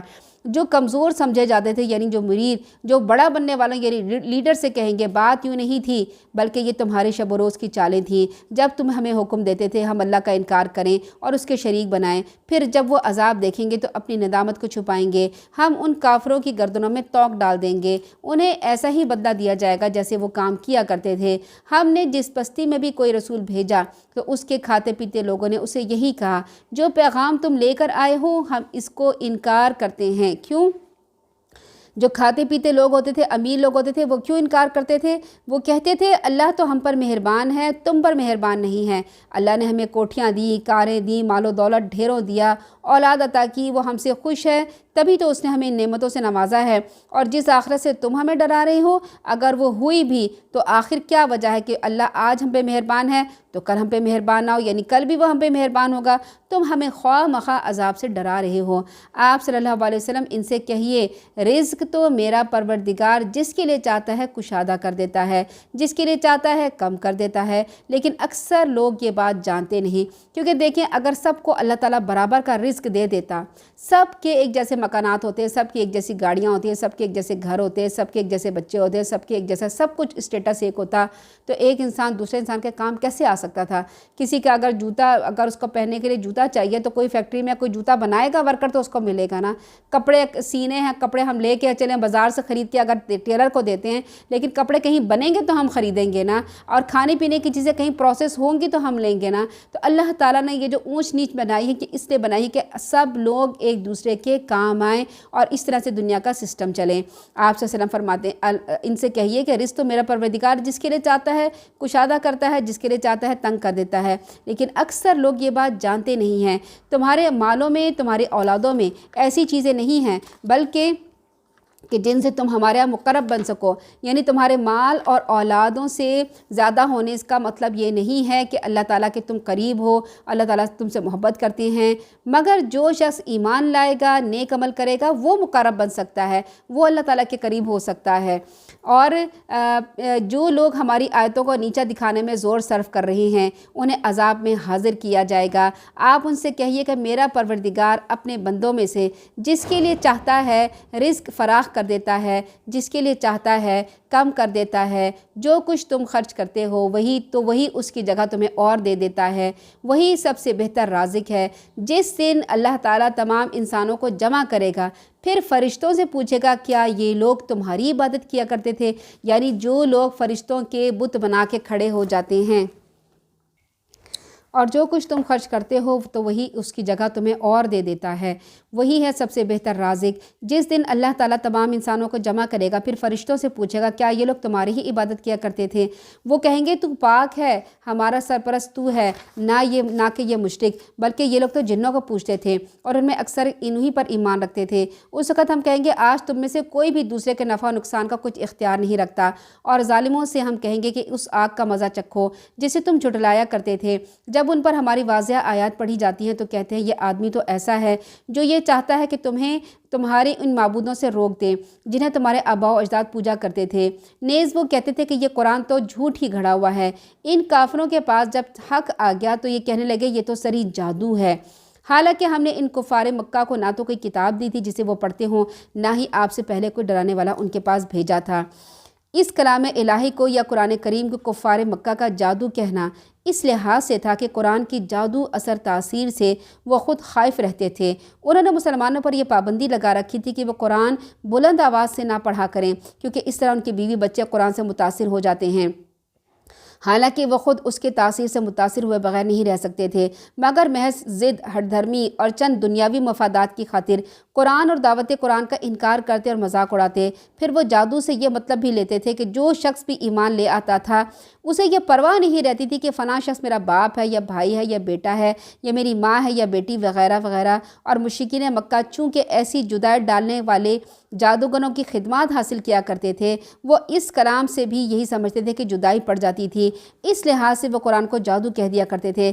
کیونکہ جو انسان اللہ کے رسول صلی اللہ علیہ وسلم کے اوپر صحابہ کرام ایمان لے آتے تھے پھر انہوں نے اپنے ماں باپ کی، اپنے بہن بھائی کی، جو کافر ہوتے تھے ان کی فکر نہیں رہتی تھی، ان سے دور ہو جاتے تھے، یہاں تک کہ جنگ بدر میں اپنے رشتہ داروں سے لڑے تھے۔ اور یہی بات جادوگر کیا کرتے تھے، جادو ڈالتے تھے کہ میاں بیوی کے درمیان میں جدائی ہو جائے یا ماں باپ کے بیچ میں لڑائی ہو جائے، اس طرح کے جادو کیا کرتے تھے۔ تو وہ یہ سمجھتے تھے کہ قرآن بھی نعوذ باللہ کوئی جادو قسم کی چیز ہے جس سے لوگوں کے درمیان میں جدائیاں پڑ جاتی ہیں، اس لیے یہ کہتے تھے کہ یہ کوئی جادو قسم کی چیز ہے۔ حالانکہ ہم نے ان کفار مکہ کو نہ تو کوئی کتاب دی تھی جسے وہ پڑھتے ہوں، یعنی کتاب میں سے پڑھ کے نہیں کہتے تھے، وہ خود ہی اپنی طرف سے کہتے تھے۔ اللہ تعالیٰ فرماتے ہیں جو لوگ ان سے پہلے گزر چکے ہیں انہوں نے بھی حق کو جھٹلایا، جو کچھ ہم نے انہیں دے رکھا تھا یہ لوگ اس کے اشیر کو بھی نہیں پہنچے۔ انہوں نے میرے رسولوں کو جھٹلایا تو دیکھ لو میری سزا کیسی سخت تھی۔ آیت نمبر 46 میں فرمایا آپ ان سے کہیے میں تمہیں ایک بات کی نصیحت کرتا ہوں کہ اللہ کے واسطے تم دو مل کر اور اکیلے اکیلے رہ کر خوب سوچو کہ تمہارے صاحب یعنی رسول اللہ صلی اللہ علیہ وسلم میں کوئی جنون کی بات ہے، وہ تو محض ایک سخت عذاب سے تمہیں ڈرانے والے بن کے آئے ہیں۔ آپ ان سے کہیے اگر میں نے تم سے کچھ اجرت مانگی تو وہ تم ہی رکھو، یعنی نبی جو تھے کبھی بھی کسی صلہ کے لیے کوئی دنیاوی لالچ کے لیے پیغام نہیں پہنچاتے تھے، ان کا اجر اللہ تعالیٰ ہی اسی کے پاس ہوتا تھا۔ میرا اجر تو اللہ کے ذمے ہے، وہ ہر چیز پر حاضر و ناظر ہے۔ آپ صلی اللہ علیہ وسلم انہیں کہہ دیجئے میرا پروردگار حق کے ساتھ باطل پر ضرب لگاتا ہے، چوٹ لگاتا ہے، وہ سب چھپی باتوں کو جاننے والا ہے۔ آپ کہیے حق آ گیا اور باطل یعنی جھوٹ نے نہ تو پہلی بار کچھ پیدا کیا تھا نہ دوبارہ کچھ کر سکے گا۔ آپ ان سے کہیے اگر میں راستہ بھول گیا ہوں تو اس بھول کا وبال مجھ ہی پر ہوگا، اور اگر میں سیدھے راستے پہ ہوں تو اس کی وجہ یہ ہے کہ میرا پروردگار میری طرف وہی کرتا ہے، وہ یقیناً سب کچھ سننے والا، جاننے والا اور قریب ہے۔ یعنی اللہ کے رسول صلی اللہ علیہ وسلم کو یہ کہتے تھے کہ یہ جو کچھ بیان کر رہے ہیں یہ سچ نہیں ہے، نعوذ باللہ یہ جھوٹ ہے۔ تو اللہ کے رسول صلی اللہ علیہ وسلم فرماتے تھے کہ اگر تو یہ جھوٹ ہے تو اس کا وبال میرے اوپر ہوگا، اور اگر یہ سچ ہے اور تم میری بات نہیں مانتے تو پھر اللہ تعالیٰ تو سب کچھ جاننے والا اور قریب ہے۔ کاش آپ دیکھتے جب وہ گھبرائے ہوئے ہوں گے تو بچ نہیں سکیں گے، بلکہ قریب ہی سے پکڑ لیا جائیں گے۔ یعنی قیامت میں فرشتوں کو کہیں دور سے ان کو نہیں پکڑنا پڑے گا، ان کو قریب سے پکڑ لیا جائے گا، ہر جگہ فرشتے موجود ہوں گے اور کہیں گے کہ ہم اب اس پر ایمان لے آئے ہیں، اور اتنے دور مقام سے اب انہیں ایمان حاصل کرنا کہاں سے میسر ہوگا، حالانکہ اس سے پہلے وہ دنیا میں انکار کر چکے تھے۔ بن دیکھے اندھیرے میں انہیں بہت دور کی سوجھی تھی۔ اس وقت ان کے اور ان کی خواہش کی چیزوں کے درمیان پردہ حائل کر دیا جائے گا، جیسے کہ اس سے پہلے ان کے ہم جنسوں سے یہی سلوک کیا گیا تھا۔ وہ بھی ایسے شک میں پڑے ہوئے تھے جو انہیں بے چین کیے ہوئے تھا۔ یعنی یہاں پر ایمان لانے کا مقام دنیا ہے، آخرت نہیں۔ جب وہ آخرت میں پہنچیں گے اور ایمان ان کا پاس نہیں ہوگا تو وہ کہیں گے کسی طرح سے ہم دنیا میں پہنچ جائیں اور دنیا میں جا کے ہم ایمان لے آئیں۔ یعنی ایمان لانے کا مقام تو دنیا ہے، اس وقت وہ عالم آخرت میں پہنچ چکے ہوں گے، اور ان دونوں کے درمیان میں بہت لمبا ایک فاصلہ ہے، بہت لمبی مدت ہے۔ پھر وہ ایمان کیسے حاصل کر سکتے ہیں؟ پھر ایمان تو ایمان بالغیب کا نام ہے، اور اس کا مقام دنیا ہے جہاں غیب کے پردے پڑے رہتے ہیں۔ ہم نے فرشتوں کو نہیں دیکھا، ہم نے اللہ تعالیٰ کو نہیں دیکھا، ہم نے قیامت نہیں دیکھی، ہم اس پر ایمان رکھتے ہیں۔ اسی پر ہماری جو ہے وہ جزا و سزا ہوگی، اسی میں ہمارا امتحان ہے۔ جب آخرت میں غیب کا کوئی پردہ باقی نہیں رہے گا، سب کچھ انسان اپنی آنکھوں سے دیکھ لے گا، تو پھر وہاں ایمان لانا ایسی کوئی بات، اس کا کوئی مطلب ہی نہیں ہوگا۔ جب دنیا میں ان سے عالم آخرت کی بات کی جاتی تھی تو اس پر غور کرنے کی بجائے اسے کہتے تھے آپ تو دیوانے ہیں، اور جب کوئی دین کی طرف بلاتا تھا تو اسے جھوٹے کے لقب سے نوازتے تھے۔ کبھی کہتے تھے کہ اسے کوئی اجمی سکھا دیتا ہے، کبھی کہتے تھے کوئی ساحر ہے، کاہن ہے، شاعر کے نعوذ باللہ طعنے دیے جاتے تھے۔ ان کے دل کے اندھوں کو جہالت کے اندھیروں میں بہت دور کی سوچتی تھی، لیکن نیک نیتی کے ساتھ غور و فکر کرنے کا نام تک نہیں لیتے تھے۔ اس وقت ان کی یہ خواہش ہوگی کہ یہی کہ ہم کاش دوبارہ دنیا میں بھیج دیے جائیں، ہم ایمان لے آئیں، کسی طرح ہم عذاب سے بچ جائیں، تو اس وقت ہمارے لیے ان کے لیے کوئی سفارش کرنے والا یا کوئی مددگار ہی ان کے لیے کھڑا ہو جائے۔ اس دن اس قسم کی تمام خواہشات کو یوں ختم کر کے انہیں مایوس کر دیا جائے گا جیسے ان کی خواہشوں کے آگے بند باندھ کر ان سے یکسر اوجھل کر دیا گیا ہو۔ پھر وہاں پر سوائے عذاب بھگتنے کے کچھ بھی نہیں ہوگا۔ اس پوری صورت میں ہم نے یہی بات سنی کہ قرآن پر ایمان لے آؤ، جو ایمان لائے گا وہ کامیاب ہوگا، جو ایمان نہیں لائے گا وہ ناکام ہوگا۔ نبی جو اللہ کے جو ایک پیغام کو پہنچاتے ہیں، قرآن کو لاتے ہیں، ان کی بات مان لو تو کامیاب ہو جاؤ گے، مگر لوگوں نے ان کو نعوذ باللہ کاہن کہا، جادوگر کہا، شاعر کہا، ساحر کہا۔ اس سے سبق ہمیں یہ ملتا ہے کہ ہمیں پورے قرآن پر ایمان لانا ہے، اس کی آیت سے، کسی بھی آیت سے انکار نہیں کرنا ہے، چاہے جو بھی نتیجہ ہو، اور سنت رسول پر پورا عمل کرنا ہے۔ سورہ فاتر، اس کا مرکزی مضمون یہ ہے کہ اللہ تعالیٰ کے قانون جزا اور سزا کو سمجھ کر قرآن کی دعوت توحید اور آخرت پر ایمان لے آؤ، ورنہ مقررہ وقت پر تمہیں ہلاک کر دیا جائے گا۔ سورہ سبا میں یہ بتایا گیا تھا کہ جنات کی عبادت کی نفی تھی۔ آپ کہہ رہی تھی نا کہ جنات کی بہت زیادہ بات ہے، وہ اس لیے بات کی گئی تھی کہ مشرکین مکہ نے بہت سے جنات کی دیوی دیوتا بت بنا کے رکھے ہوئے تھے، جن کے آگے ہاتھ جوڑ کے کھڑے ہو جاتے تھے۔ اور اسی طرح سے آپ نے سنا ہوگا کہ کاہن، ہاتھ دیکھنے والے اور اس طرح کے جو غیب کی باتیں بتانے والے جوتشی ہوتے ہیں، ستاروں کا علم ہوتا ہے، وہ حقیقت میں کسی چیز کا علم نہیں ہوتا، انہوں نے جنات کو قابو میں کیا ہوا ہوتا ہے۔ اور وہ جنات، آپ نے سنا کہ جب اللہ تعالیٰ کوئی حکم دیتے ہیں تو جنات کے پرے یعنی ایک دوسرے کے اوپر لگ کے آسمان تک پہنچ جاتے ہیں۔ جب اللہ تعالیٰ کی کوئی ایک وحی ان کے کان میں پڑتی ہے تو وہ جلدی سے نیچے کو بتاتے ہیں، اور وہ نیچے والا اور نیچے کو بتاتا ہے، وہ بتاتے اس کاہن کے پاس آ جاتے ہیں، اور وہ کاہن کے کان میں بتا دیتے ہیں کہ یہ بات عالم بالا میں چل رہی ہے۔ اور اگر وہ پکڑا گیا جن تو اس کو شہاب ثاقب، جو آپ کو ستارہ ٹوٹا ہوا نظر آتا ہے، وہ نظر آتا ہے، وہ ستارہ اس کو مارا جاتا ہے جنات کو، اگر تو وہ بھسم ہو گیا تو وہ بات وہیں رک جاتی ہے۔ لیکن اگر وہ کاہن کے کان میں پہنچ جائے تو کاہن سامنے جو بندہ آ کے بیٹھا ہوتا ہے نا، اسے بتاتا ہے کہ تمہارے ساتھ یہ ہوگا، یہ ہونے والا، یہ تو ہو چکا ہے۔ وہ کہتا ہے اس نے مجھے سچ بات بتا دی۔ وہ یہ نہیں دیکھتا کہ 99 باتیں تو اس نے جھوٹی بات بتائی ہوتی ہیں اور ایک بات اس نے سچ بتائی ہوتی ہے۔ تو یہاں پر اس صورت میں یہ بتایا گیا ہے سورہ سبا میں کہ جنات کو تم یہ سمجھتے ہو کہ تمہیں غیب کی خبریں بتاتے ہیں، جنات کو تم نے دیوی دیوتا بنا کے رکھے ہیں، یہ تو ہمارے اپنے کنٹرول میں ہیں، یہ تو ایسے تھے کہ ہم نے اپنے پیغمبر کے کنٹرول میں دیے ہوئے تھے، وہ تو ان سے کام کرواتے تھے، انہیں تو غیب کا علم ہی نہیں، انہیں تو یہ بھی نہیں پتہ چلا کہ حضرت سلیمان علیہ السلام کب فوت ہو گئے۔ اس گھن کے کیڑے نے اگر ان کی لاٹھی نہیں کھائی ہوتی وہ اسی طرح سے موجود رہتے اور جنات اسی طرح سے ذلیل و خوار ہوتے رہتے۔ تو جنات تو ذلیل و خوار ہوتے ہیں جب ان سے کام لیا جاتا ہے یا ان کو کنٹرول کیا جاتا ہے، ان کی عبادت نہیں کی جاتی۔ سورہ سبا میں یہ بتایا کہ ان کی عبادت نہیں کی جاتی۔ پھر یہاں پر کیا سورہ فاطر میں بیان کیا جائے گا کہ فرشتوں کی عبادت نہیں کی جاتی، کیونکہ مشرکین مکہ نے فرشتوں کو اللہ کی نعوذ باللہ بیٹیاں قرار دیا تھا کہ یہ نعوذ باللہ اللہ تعالیٰ کی بیٹیاں ہیں۔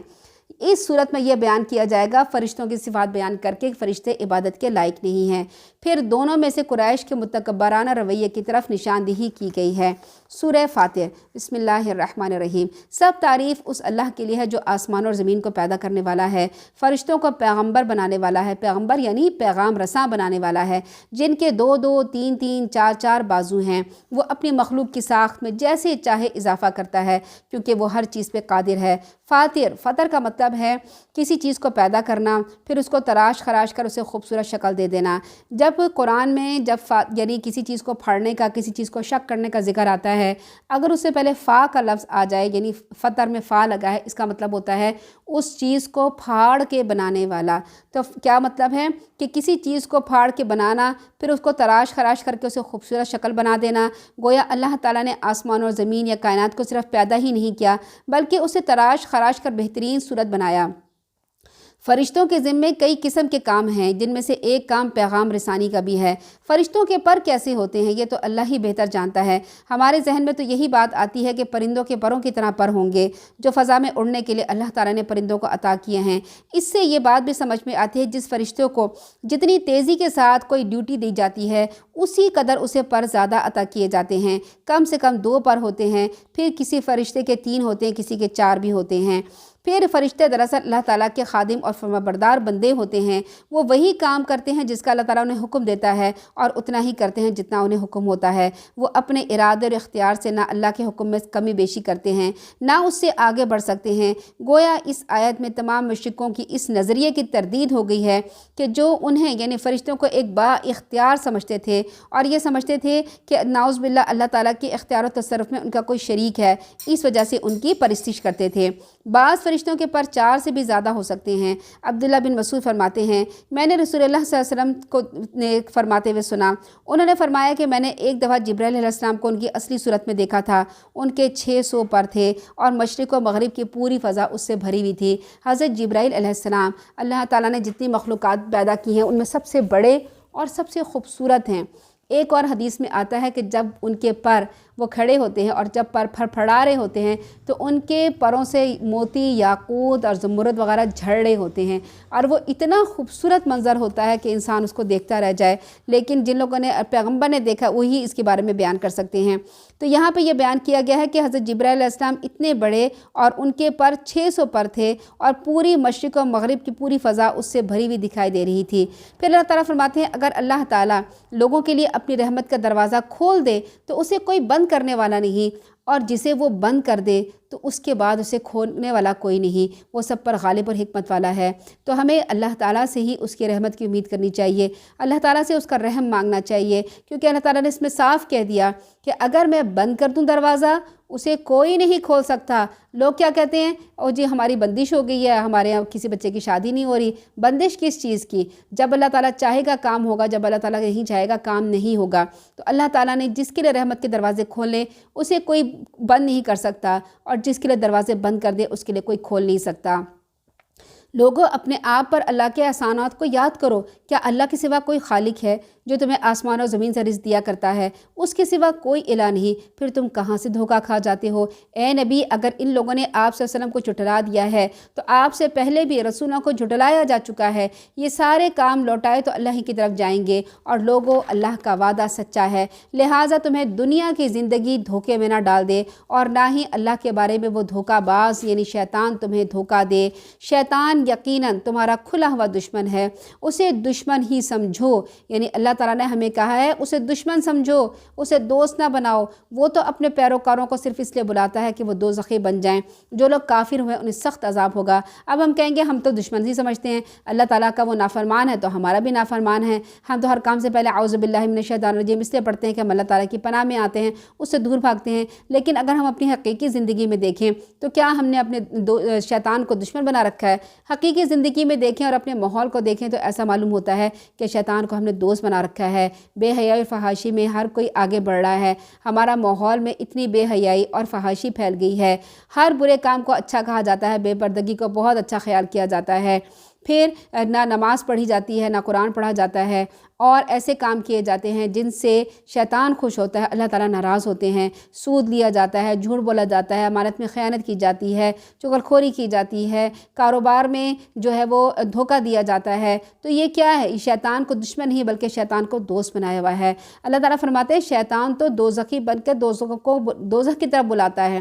جو لوگ کافر ہوئے ہیں انہیں سخت عذاب دیا جائے گا، جو لوگ ایمان لائے نیک عمل کیے ان کے لیے بڑی بخشش اور بڑا اجر ہے۔ بھلا جس شخص کا برا عمل خوشنما بنا دیا جائے اور وہ اسے اچھا سمجھنے لگے، اس کی گمراہی کا کوئی ٹھکانہ نہیں۔ اللہ تعالیٰ اسی طرح جسے چاہتا ہے گمراہ کر دیتا ہے، جسے چاہتا ہے ہدایت دیتا ہے، لہٰذا آپ ان پر افسوس کے مارے اپنے آپ کو ہلکان نہ کریں۔ جو کچھ وہ کر رہے ہیں اللہ تعالیٰ انہیں خوب جانتا ہے۔ اللہ ہی تو ہے جو ہوائیں بھیجتا ہے، وہ بادل اٹھا لاتی ہیں، پھر ہم اس بادل کو کسی مردہ بستی کی طرف چرا کے لے جاتے ہیں، پھر اس زمین کے مردہ ہونے کے بعد اسے زندہ کر دیتے ہیں۔ انسانوں کا اسی طرح سے جی اٹھنا ہوگا، یعنی انسان اسی طرح سے زندہ ہوں گے جس طرح سے تمہاری آنکھوں کے سامنے پودے اگتے ہیں۔ جو شخص عزت چاہتا ہے تو عزت تو تمام تر اللہ ہی کے لیے ہے۔ پاکیزہ کلمات اسی کی طرف چڑھتے ہیں۔ پاکیزہ کلمات یا اقوال اللہ کی طرف اس وقت چڑھتے ہیں جب ان کی تائید اعمال صالحہ سے ہو رہی ہو، یعنی جو پاکیزہ کلمات ہم جو بولتے ہیں، جیسے ہم تسبیحات پڑھیں، نماز پڑھیں، اچھی بات کریں، یہ اس وقت اوپر جاتے ہیں جب ہمارے عمل بھی نیک ہوتے ہیں۔ اگر ہمارے عمل پاکیزہ اقوال کے خلاف ہوں گے تو یہ پاکیزہ اقوال اوپر نہیں چڑھیں گے، نہ ہی اللہ کے مقبول ہو سکتے ہیں۔ اسی طرح سے اعمال صالحہ بھی اسی صورت میں اللہ تعالیٰ کی طرف چڑھتے ہیں جب ان کی بنیاد پاکیزہ اقوال یا درست عقیدے پہ ہوتی ہے۔ اگر عقیدہ درست نہیں ہوگا تو ایسے اعمال بھی اوپر نہیں چڑھیں گے، نہ ہی مقبولیت کا درجہ حاصل کریں گے۔ پاکیزہ کلمات میں سب سے پہلے نمبر پہ کلمہ طیبہ ہے، جس میں شرک کا پورا رد موجود ہے، توحید خالص کا اقرار ہے، پھر اللہ کا ذکر ہے، دعا ہے، قرآن کی تلاوت ہے، آخرت وغیرہ کے متعلق ٹھوس حقائق ہیں۔ یہ کلمات اللہ کی طرف بلند کیے جاتے ہیں، مگر اس شرط پر کہ انہیں اعمال صالحہ یا اقوال پاکیزہ کے مطابق جو ہمارے کام ہیں وہ کیے گئے ہیں۔ یہی صورتحال اعمال صالحہ کی بھی ہوتی ہے، یعنی ان کا کہنے کا مطلب یہ ہے کہ ہم جب بھی کوئی نیک کام کریں تو وہ اللہ تعالیٰ کی طرف کب چڑھتا ہے۔ ہم جب کوئی عبادت کرتے ہیں، کوئی پاکیزہ کلمات پڑھتے ہیں، کوئی تسبیحات کرتے ہیں، کوئی قرآن پڑھتے ہیں، وہ کب اوپر چڑھتا ہے؟ جب ہمارے اعمال بھی بہتر ہوں گے۔ اور ایک بات یاد رکھیے، اگر کوئی چاہتا ہے کہ اس کی دعا فوراً قبول ہو جائے، اسے چاہیے کہ کوئی نیک عمل کرے، مثلاً کسی کو کھانا کھلائے، صحت کا خیرات دے، کسی کے آگے سے کوئی پتھر ہٹا دے، کسی کو اگر پانی چاہیے تو گلاس میں پانی پکڑا دے۔ چھوٹے چھوٹے کام بھی اگر کوئی کر رہا ہے تو جیسے ہی آپ نے کسی کو کوئی نیک عمل کیا، کسی کو خوش کیا، اسی وقت آپ اللہ تعالیٰ سے دعا کریں تو ایسا ہوگا کہ جیسے لفٹ میں کوئی چیز رکھ کے اوپر جاتی ہے، اسی طرح سے وہ جو ہم نے کام کیا ہوگا نا، جسے کسی کو کھانا کھلایا ہوگا، اس وقت ہم نے دعا مانگی تو وہ دعا ہماری اس جو کھانے کا عمل ہے لے کے اوپر چلی جائے گی۔ تو جب نیک عمل ہوتا ہے وہ ہماری دعاؤں کو، ہمارے نیک اعمال کو، ہمارے جو کلمات پاکیزات ہیں انہیں لے کے فوراً اوپر اٹھا دیتا ہے۔ اسی لیے کہا گیا ہے کہ جب کسی نے دعا کی قبولیت کرنی ہو کہ اللہ تعالیٰ ہماری دعا قبول کرے تو نیک عمل کریں، یا جیسے 2 نفل پڑھ لیے ہیں، جیسے قرآن پڑھا ہے۔ قرآن پڑھنے کا مقصد یہ نہیں ہوتا کہ آپ قرآن کسی کو بخش رہے ہیں، نہیں، قرآن پڑھتے وقت فرشتے نازل ہوتے ہیں۔ قرآن پڑھنا ایک پاکیزہ اعمال ہے، جب آپ اس کے فوراً بعد دعا کریں گے تو وہ دعا، وہ پاکیزہ عمل جب آپ کر رہے ہیں نا، وہ دعا آپ کے رکھ کے اوپر اٹھا لیا جائے گا، جیسے لفٹ میں اوپر اٹھایا جاتا ہے۔ اسی طرح سے جب کوئی چاہے کہ بھئی کوئی نماز پڑھ رہا ہے، کسی نے نفل پڑھی ہے، کسی نے صدقہ خیرات کیا ہے، کسی نے قرآن پڑھا ہے، کسی کو کھانا کھلایا ہے، کوئی بھی ایسا نیک کام کیا ہے، کسی کو پانی پلایا ہے، کہیں کنواں کھدوا دیا ہے، کوئی بھی آپ نے نیک کام کیا ہے، یا کہیں آپ کھڑے ہیں تو اور کسی کو اور بیٹھا ہے، آپ بیٹھے ہیں اور کوئی کھڑے ہیں، اس کو کرسی چاہیے، آپ نے بس میں اس کو کرسی دے دی، کسی بھی طرح سے آپ نے چھوٹا سا بھی نیکی کا کوئی کام کیا ہے، اسی وقت دل ہی دل میں اللہ تعالیٰ سے رجوع کریں، اللہ تعالیٰ سے کہیں اے اللہ اس نیکی کے وسیلے سے جو میری یہ مشکل ہے نا یہ دور کر دے۔ اسی طرح سے بچوں کے لیے بھی دعائیں کیا کریں۔ بچوں کسی کے نافرمان، آج کل کے دور میں کیا ہوتا ہے کہ بچے کوئی بات نہیں مان کے دیتے ہیں تو والدین کو بہت زیادہ تکلیف ہوتی ہے۔ بچوں کے لیے بھی دعا کرنی ہوتی ہے نا، تو کیا کیا کریں، 2 نفل پڑھا کریں روزانہ، اور 2 نفل پڑھنے کے بعد کہیں اے اللہ یہ 2 نفل میرے بچوں کے لیے ہیں، اس کے وسیلے سے تو میرے بچوں کو درستگی کر دے، بہتری کر دے، انہیں فرمانبردار بنا دے، انہیں نماز پڑھنے والا بنا دے۔ جو بھی آپ نے دعا کرنی اس طرح کریں۔ قرآن پڑھتے ہیں اس کا کہیں اے رب العالمین یہ قرآن میں جو پڑھا ہے نا یہ میرے اس کے وسیلے سے میرے بچوں کی جو ہے یہ حالات درست کر دے۔ آپ میں نے کسی کو کھانا دیا ہے، یا رب العالمین یہ جو کھانا اس بھوکے کو میں نے کھلایا نا اس کے وسیلے سے تو میرا فلاں فلاں کام کر دے۔ کسی کو صدقہ خیرات دیا ہے، کہیں پانی لگایا، کچھ کیا ہے، اس کے وسیلے سے، نیک کام کے وسیلے سے آپ دعا مانگیں تو وہ نیک کام تو اوپر چڑھے گا، کیونکہ وہ آپ کی نیت خالص ہوگی تو اس نیک کام کے ساتھ آپ کی دعا بھی اوپر چڑھ جائے گی۔ اللہ تعالیٰ فرماتے ہیں جو لوگ بری چالیں چلتے ہیں ایسے لوگوں کے لیے سخت عذاب ہے، ان کی چال ہی برباد ہونے والی ہے۔ اللہ تعالیٰ نے تمہیں مٹی سے بنایا، پھر نطفے سے بنایا، پھر تمہیں جوڑے جوڑے بنایا۔ جو بھی مادہ حاملہ ہوتی ہے یا بچہ جنتی ہے تو اللہ کو اس کا علم ہوتا ہے۔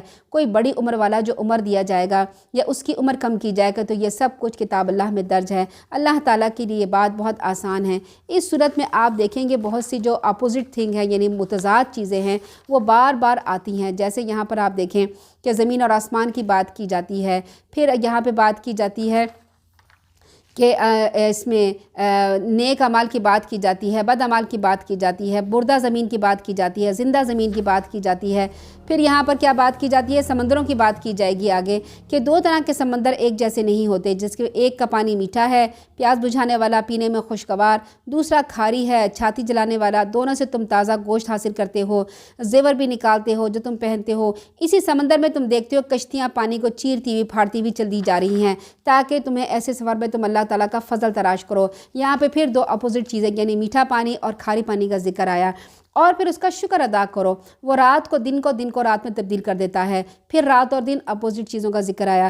پھر اس نے سورج اور چاند کو کام پہ لگا دیا۔ سورج اور چاند کیا ہے، سورج دن کو نکلتا ہے، چاند رات کو آتا ہے، ہر ایک کی مقرر مدت ہے، وہ چلتا رہے گا۔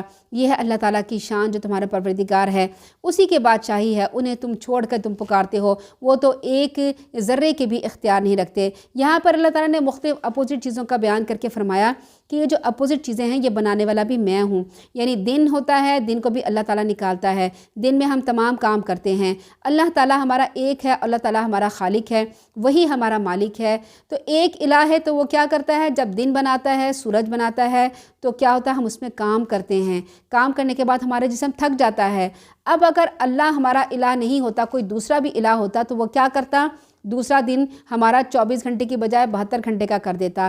وہ کہتا اب یہ اور کام کر سکتے ہیں۔ اللہ تعالیٰ ہمارا الہ ہے، وہی معبود ہے، وہ جانتا ہے میرے بندے کام کر کے تھک گئے ہیں، اب یہاں کی لائٹ بجھا دینی ہے، سورج کو ہٹا کے اللہ تعالیٰ رات کر دیتے ہیں۔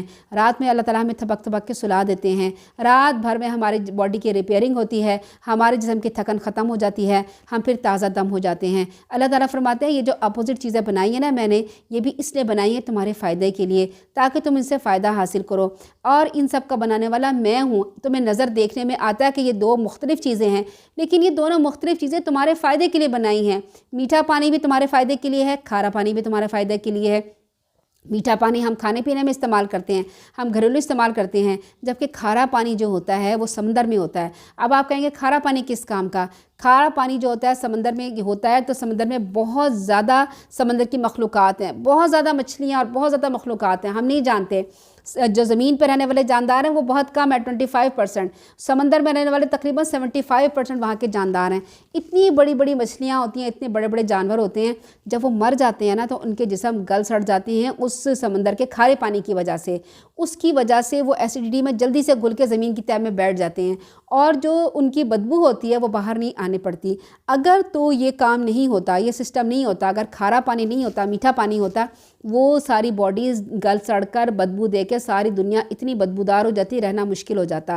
تو اللہ تعالیٰ فرماتے ہیں میٹھا پانی بھی تمہارے لیے رحمت ہے، کھارا پانی بھی تمہارے لیے رحمت ہے، تو یہ بنانے والا میں ہوں، ایک ہی اللہ ہوں، تاکہ اس طرح سے تمہارے نظامی سسٹم چل رہا ہے جنہیں تم یہ نہ سمجھو کہ یہ کھارا پانی یا میٹھا پانی، یہ جو اپوزٹ چیزیں یہ بنانے والا کوئی اور ہیں۔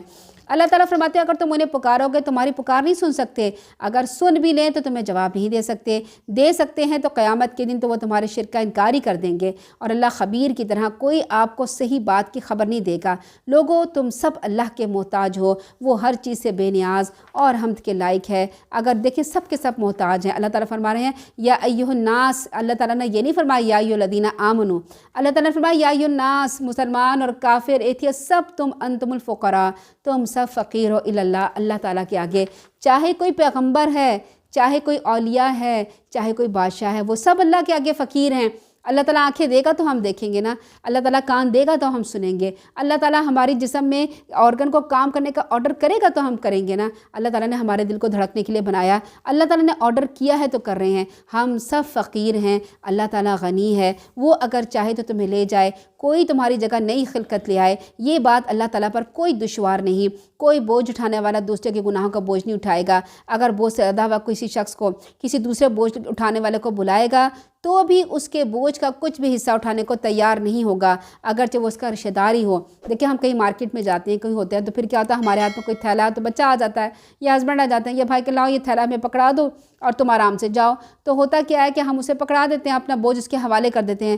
قیامت کے دن ایسا نہیں ہوگا۔ اگر کسی کی ماں کو دیکھے گا نا کہ وہ اتنا بوجھ لدا ہوا ہے، کسی کے باپ کو دیکھے گا اتنا بوجھ کہ اس کی کمر دھکی ہوئی ہے اور اس کے اوپر جو اس نے جو کام کیا ہے اس کی سزا اس کو مل رہی ہے، تو بچہ یہ نہیں کہے گا ابا جان لائی ہمارے پر سر پہ اوپر ڈال دیں۔ اس وقت ایک افراتفری کا دور کا، اس وقت انسان پہچانے گا کہ فلاں ہمارا بیٹا تھا، لیکن وہ جذبات نہیں ہوں گے جو آج دنیا میں ہمارے جذبات ہوتے ہیں۔ وہاں پہ صرف یہ کہا جائے گا اچھا تم تھے جس نے ہمارے باپ کا کردار ادا کیا، تم تھے جس نے ہماری ماں کا کردار ادا کیا۔ تو کسی کا بھی باپ بھائی بیٹا جب بوجھ سے لدا ہوا ہوگا نا، دوسرا آ کے قریبی رشتہ دار یہ نہیں کہے گا لاؤ بوجھ ہمیں دے دو، کہے گا اپنا بوجھ اپنے حوالے۔ اے نبی آپ تو صرف ان کو ڈرا سکتے ہیں جو بن دیکھے اپنے پروردگار سے ڈرتے ہیں اور نماز قائم کرتے ہیں۔ جو شخص پاکیزگی اختیار کرتا ہے تو وہ اپنے لیے اختیار کرتا ہے، سب کو اللہ ہی کی طرف لوٹ کے جانا ہے۔ نہ تو نابینا اور بینا یعنی دیکھنے والا برابر نہیں ہو سکتے۔ پھر دو اپوزٹ چیزوں کے بارے میں بات آئی، یعنی ایک اندھا برابر نہیں ہو سکتا، ایک دیکھنے والا، دونوں برابر نہیں ہو سکتے۔ اندھے کو تو سڑک پار کرانی پڑتی ہے، جو سڑک پار کرا رہا ہے وہ کیا ہے، وہ دیکھ رہا ہے، تو دونوں برابر تو نہیں ہے نا، ایک کو تو نظر آ رہا ہے ایک کو نظر نہیں آ رہا۔ نہ اندھیرے اور روشنی برابر ہیں، اندھیرے میں ہم کیا کیا کام کر سکتے ہیں، ہم سو جاتے ہیں، سونے کی طرف جاتے ہیں، اور روشنی میں ہم تمام کام کرتے ہیں، یہ دونوں تو برابر نہیں ہوتے۔ نہ سایہ اور دھوپ برابر ہوتی ہیں، نہ ہی زندے اور مردے برابر ہوتے ہیں۔ اللہ تعالیٰ تو جسے چاہے سنا سکتا ہے، لیکن آپ ان لوگوں کو سنا نہیں سکتے جو قبروں میں پڑے ہوئے ہیں، آپ تو صرف ایک ڈرانے والے ہیں۔ یعنی جو لوگ قبروں میں جا چکے ہیں انہیں اللہ تعالیٰ سنا سکتا ہے، نہ آپ سنا سکتے ہیں، کیونکہ قبروں میں پڑے ہوئے لوگ عالم برزخ میں جا پہنچے، ایسے لوگوں کو صرف اللہ تعالیٰ ہی سنا سکتے ہیں۔ دنیا میں انسان ان سے باتیں نہیں کر سکتا، وہ دنیا میں نہیں ہیں۔ اس کی مثال یوں سمجھیے کہ ایک سویا ہوا شخص ہمارے پاس اگر سو رہا ہے تو وہ ہماری باتیں نہیں سن سکے گا۔ اسی طرح سے عالم خواب ایک الگ عالم ہے، عالم بیداری ایک الگ دنیا ہے۔ یہ دونوں دنیا بالکل الگ دنیا ہے، مگر عالم برزخ کی دنیا کے متعلق بالکل ایک ایسی دنیا ہے جس میں ہم کوئی بات کریں تو ان کو آواز نہیں جا سکتی۔ تو لہٰذا قبروں میں پڑے ہوئے مردہ جو ہیں ان کو ہم بات نہیں سنا سکتے۔ لوگوں کا یہ عقیدہ ہے کہ وہ کہتے ہیں کہ قبروں میں ہمارے ولی اولیاء پیغمبر ہماری باتیں سنتے ہیں۔ اللہ تعالیٰ نے قرآن کی آیت بتا دی کہ آپ قبروں میں پڑے ہوئے لوگوں کو سنا نہیں سکتے۔ جب سنا نہیں سکتے تو آپ کی حاجت کیسے پوری کر سکتے ہیں؟ وہ تو ان کو یہ بھی نہیں پتہ، اللہ تعالیٰ فرماتے ہیں کہ انہیں قبروں میں سے کب اٹھایا جائے گا، وہ تو لاچار اور مجبور ہیں۔ اللہ تعالیٰ فرماتے ہیں یقیناً ہم نے آپ کو سچا دین دے کے بشارت دینے والا ڈرانے والا بنا کر بھیجا۔ کوئی امت ایسی نہیں گزری جس میں کوئی ڈرانے والا نہ آیا ہو۔ اگر یہ لوگ آپ کو چٹلاتے ہیں تو ان سے پہلے کے لوگوں کو بھی چٹلا رہے تھے۔ ان کے رسول ان کے پاس واضح دلیل لے کر آئے، صحیفے لے کر آئے، روشنی بخش کتابیں لے کر آئے۔ پھر جن لوگوں نے کفر کیا انہیں میں نے پکڑ لیا، دیکھ لو میری گرفت کیسی تھی۔ کیا تم دیکھتے نہیں کہ اللہ تعالیٰ آسمان سے پانی برساتا ہے جس سے ہم رنگا رنگ کے پھل پیدا کرتے ہیں، پہاڑوں میں مختلف رنگ کے سفید، سرخ اور گہری دھاریاں ہوتی ہیں۔ اسی طرح انسانوں، مویشی اور جانوروں کے بھی مختلف رنگ ہیں۔ بلا شبہ اللہ کے بندوں میں سے اس سے وہی ڈرتے ہیں جو علم رکھنے والے ہوتے ہیں۔ اللہ تعالیٰ ہر چیز پہ غالب اور بخشنے والا ہے۔ اس میں آپ دیکھیں ان صورتوں میں، سورہ روم میں اور ان صورتوں میں کس قدر اللہ تعالیٰ نے نشانیاں بیان کی ہیں۔ اللہ تعالیٰ فرماتے ہیں کہ میں ایک ہی پانی برساتا ہوں، اس سے رنگ رنگ کے پھل نکلتے ہیں، ان کا ذائقہ مختلف ہوتا ہے۔ ایک ہی طرح کا پتھر ہوتے ہیں، اس میں آپ دیکھیں کلر مختلف ہوتے ہیں۔ ابھی ہم یہاں سے جب ایکسپریس ہائی وے پہ جاتے ہیں تو یہاں پہ انہوں نے سڑک کھودنے کے لیے، جو سڑک بنانے کے لیے مٹی کھودی ہوئی ہے، آپ وہاں پہ پہاڑ دیکھیں تو کیا ہوتا ہے، لائنیں بنی ہوئی ہوتی ہیں، ریڈ کلر کی مٹی ہوتی ہے، یلو کلر کی مٹی ہوتی ہے، پھر زرد رنگ کی مٹی ہوتی ہے، پھر براؤن کلر کی مٹی ہوتی ہے، بلیک کلر کی مٹی ہوتی ہے۔ تمام مٹی کے کلرز یہاں پہ موجود ہوتے ہیں۔ دیکھ کے اللہ تعالیٰ یاد ہے کہ سبحان اللہ، اللہ تعالیٰ نے قرآن میں پہلے ہی بیان کر دیا، کہیں سرخ ہیں، کہیں گہری سیاہ دھاریاں، کہیں سفید دھاریاں۔ پھر چائنا کے پہاڑ آپ دیکھیں نیٹ پہ جا کے تو چائنا کے پہاڑوں کے اندر یہ دھاریاں بہت کلیئر نظر آتی ہیں، بہت کلرفل پہاڑ ہوتے ہیں، ایسے لگے گا جیسے پینسل سے کسی نے کلر کیے ہوئے ہیں، اور آپ کو یقین نہیں آئے گا دیکھنے پر کہ اتنے زبردست قسم کے وہاں پہ پہاڑ ہیں۔ چائنا میں یہ پہاڑ سیٹلائٹ سے پتہ چلے کہ رنگ برنگے خوبصورت طرح کے پہاڑ ہیں۔ اسی طرح سے اللہ تعالیٰ نے انسانوں، جانوروں، مویشیوں میں طرح طرح کی ورائٹیز رکھ دی ہیں۔ اب یہاں کے رہنے والے جو پرندے اور چڑیا وغیرہ ہوتی ہیں، کسی آپ دوسرے علاقے میں چلے جائیں وہاں ڈفرینٹ ہوتے ہیں۔ یہاں کے رہنے والی چونٹیاں، یہ جو بھی انسان کی جو بھی انسیکٹس ہوتے ہیں، جو بھی ہیبیٹیٹ میں چیزیں ہوتی ہیں، وہ اگر آپ کسی دوسرے ملک میں جائیں گے وہاں آپ کو ڈفرینٹ چیزیں ملیں گی۔ یہاں سے آپ اگر مری ہی چلے جائیں تو یہاں پہ جو کوے ہوتے ہیں وہ ڈفرینٹ ہوتے ہیں، اور مری میں رہنے والے کوے ڈفرینٹ ہوتے ہیں۔ تو ہر جگہ کی اللہ تعالیٰ نے ڈفرینٹ چیزیں بنائی ہیں، لیکن ان سب کو ایک ہی پانی پلایا جاتا ہے۔ تو اللہ تعالیٰ فرماتے ہیں جس طرح سے انسانوں کو میں نے ڈفرینٹ بنایا ہے، انسان کے اندر اخلاق اور کردار بھی ڈفرینٹ ہوتا ہے۔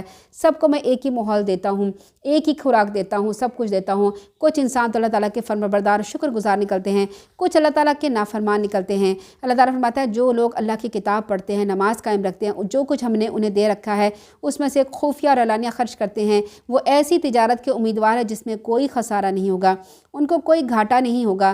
ایسے لوگوں کو اللہ تعالیٰ ان کا پورا اجر دے گا اور اپنی مہربانی سے کچھ زیادہ بھی دے گا۔ بلا شبہ وہ معاف کرنے والا اور قدردان ہے۔ اے نبی، جو کتاب ہم نے آپ کی طرف وحی کی ہے وہی حق ہے جو اپنے سے پہلے کتابوں کی تصدیق کرتی ہے۔ بلا شبہ اللہ تعالیٰ اپنے بندوں سے باخبر اور انہیں دیکھنے والا ہے۔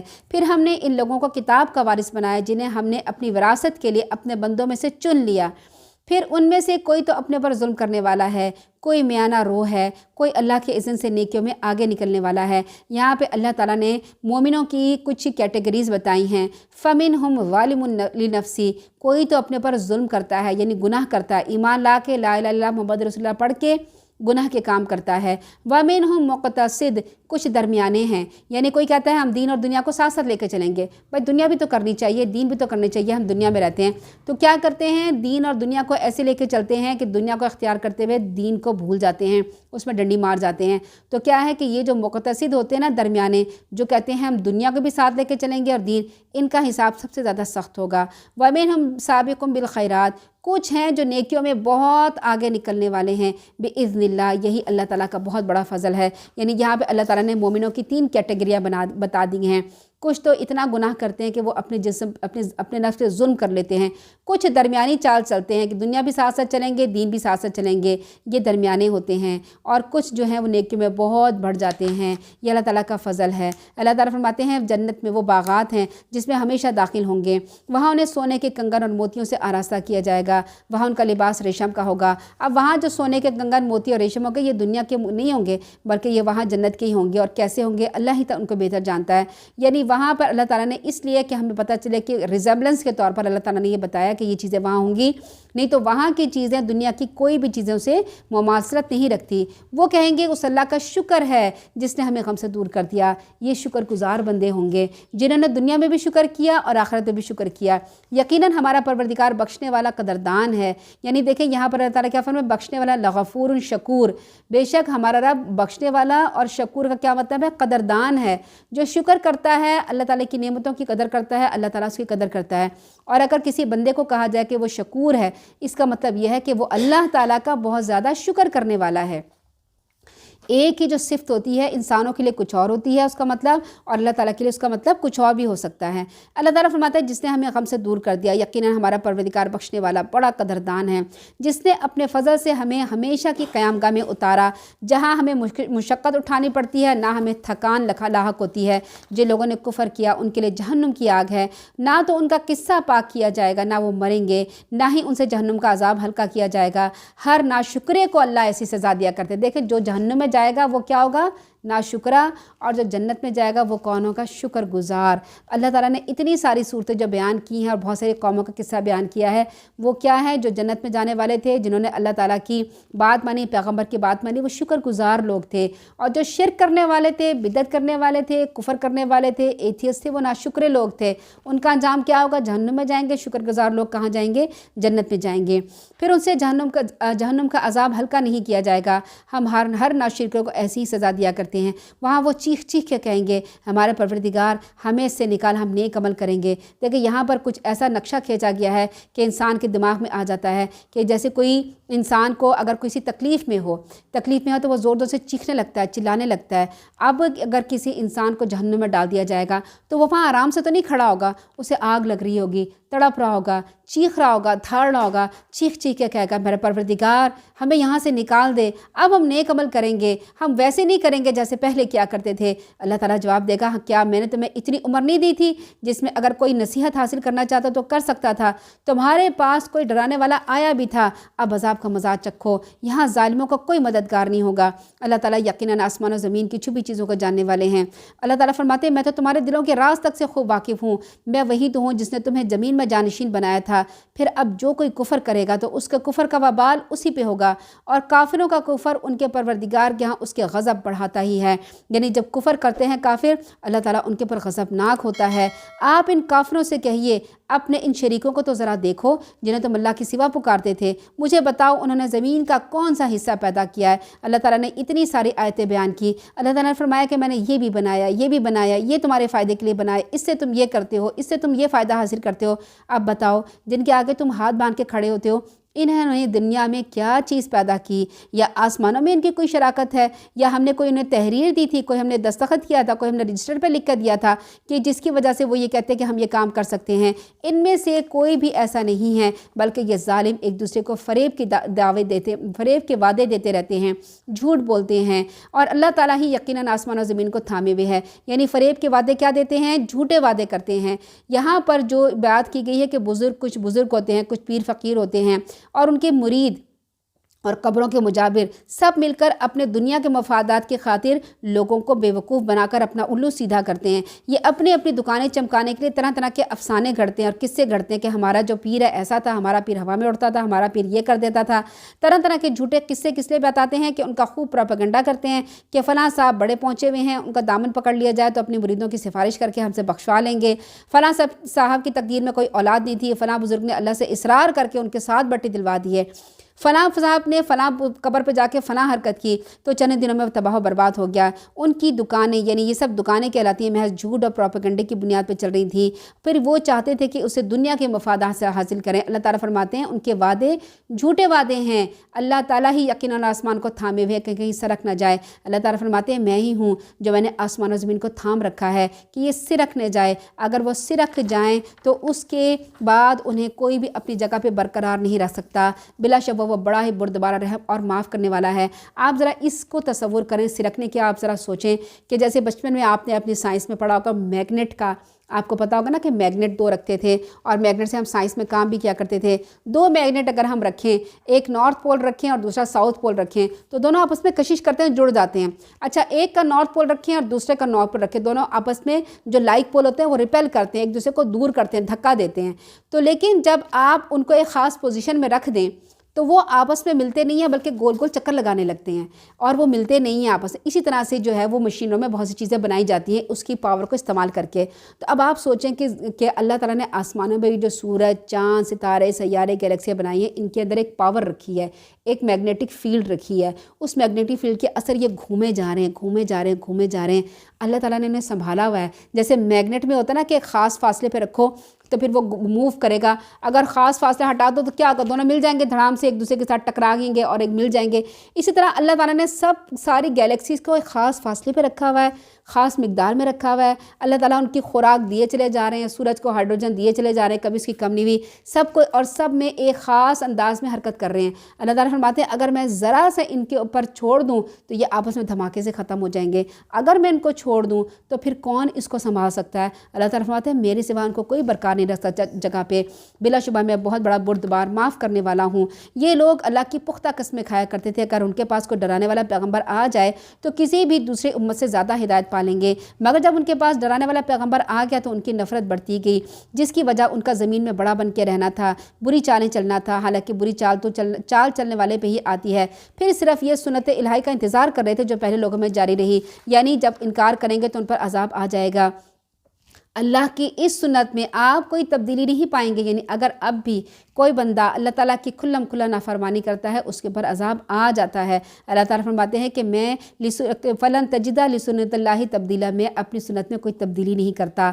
پھر کیا وہ زمین میں چلتے پھرتے نہیں ہیں, ان لوگوں کا انجام دیکھتے نہیں ہیں جو ان سے پہلے گزر چکے, وہ ان سے زیادہ طاقتور تھے. اللہ کو تو آسمانوں یا زمین کی کوئی چیز عاجز نہیں کر سکتی. بلا شبہ وہ سب کچھ جاننے والا, قدرت والا ہے. یعنی اللہ تعالیٰ کی تو بادشاہت ہے. اب دیکھیں زمین کے بادشاہ کیا ہوتے ہیں, زمین کا بادشاہ اتنا بڑا ہوتا ہے جتنی بڑی اس کی سیکیورٹی ہوتی ہے, جتنی بڑی اس کی فوج ہوتی ہے. اگر فوج چھوٹی ہوگی وہ چھوٹا بادشاہ کہلائے گا, اگر فوج بڑی ہوگی تو بڑا بادشاہ کہلائے گا. اگر اس کی فوج ہی نہ ہو, کوئی کام کرنے والا نوکر ہی نہ, تو وہ کیا بادشاہ, وہ تو اسے اٹھ کے اپنا کھانا پینا خود لینا پڑے گا, اپنے کام کرنے پڑیں گے. اللہ تعالیٰ تو ایسا بادشاہ ہے کہ اس کی مددگار کوئی نہیں ہے. اللہ تعالیٰ ایک اکیلا ہے, اللہ تعالیٰ نے سب کو تھام رکھا ہے. اصل بادشاہ وہی ہے. اللہ تعالیٰ فرماتے ہیں اگر لوگوں کے اعمال کے مطابق ان کا مواخذہ کرتا نا تو سطح زمین پر کوئی جاندار زندہ نہیں چھوڑتا. یعنی اللہ تعالیٰ فرما رہے ہیں سطح زمین پر ہر جاندار گناہ کرتا ہے, ہر جاندار گناہ گار ہے. اگر وہ اللہ تعالیٰ سے معافی مانگتا ہے تو اس کا مقرب بن جاتا ہے. اللہ تعالیٰ فرماتے ہیں اگر میں فوراً کے فوراً سزا دیتا نا, فلاں نے گناہ کیا فوراً سزا دو, اس کی آنکھیں ختم کر دو. فلاں نے کان سے گندی باتیں سنی ہیں, میں اس کا کان ہی ختم کر دیتا ہوں. فلاں نے زبان سے شرک کیا تو اس کی زبان ہی ختم. اللہ تعالیٰ فرماتے ہیں اگر میں فوراً سزا دیتا تو اس کائنات پہ کوئی جاندار نہیں بچتا. یہ نہیں کہا کہ کوئی انسان نہیں بچتا, کوئی جاندار نہیں بچتا. تو وہ تو ایک مقررہ وقت تک اللہ تعالیٰ ڈھیل دیا جاتا ہے. پھر جب مقررہ وقت آئے گا اللہ تعالیٰ اپنے بندوں کو دیکھ لے گا کہ کس طرح سے نمٹنا ہے. اس صورت میں حکمت کے دلائل دے کر یہ بتایا گیا کہ توحید ہی حق ہے, یہ ثابت کیا گیا ہے کہ شرک ہی رد ہے اور شرک باطل ہے اور اسلام قبول کر لینا چاہیے, ورنہ اللہ تعالیٰ ایک مقررہ وقت کے موقع پر قوموں کو ہلاک کر دیا کرتا ہے. اور اللہ تعالیٰ نے اس میں شکر کرنے کی بہت زیادہ فضیلت بیان کی ہے کہ جو شکر گزار بندے ہوتے ہیں. شکر صرف یہ نہیں ہوتا کہ ہم کھائیں پئیں اور اللہ تعالیٰ کا اس طرح سے, یہ بھی شکر ہوتا ہے. ہر چیز میں اللہ تعالیٰ نے جو سنت رسول میں جو دعائیں ہیں وہ اس میں الحمد سے شروع ہوتی ہے. کھانا کھاتے تو ہم کیا کہتے ہیں, الحمدللہ اطعمنا وسقانا وجعلنا من المسلمین. سو کے اٹھتے ہیں تو کیا کرتے ہیں, الحمدللہ ہم پڑھتے ہیں. ہر بات میں ہم پانی پئیں تو ہم بسم اللہ پڑھ کے آخر میں الحمدللہ پڑھتے ہیں. ہر چیز میں ہم اللہ تعالیٰ کی تعریف کرتے ہیں. مگر اللہ تعالیٰ کی یہ بھی ایک تعریف ہے کہ جب ہم ایک اللہ کو مانیں, ایک اللہ کو ماننا کیا ہے, یہ بھی شکر ہے, اس کی حمد ہے, تعریف.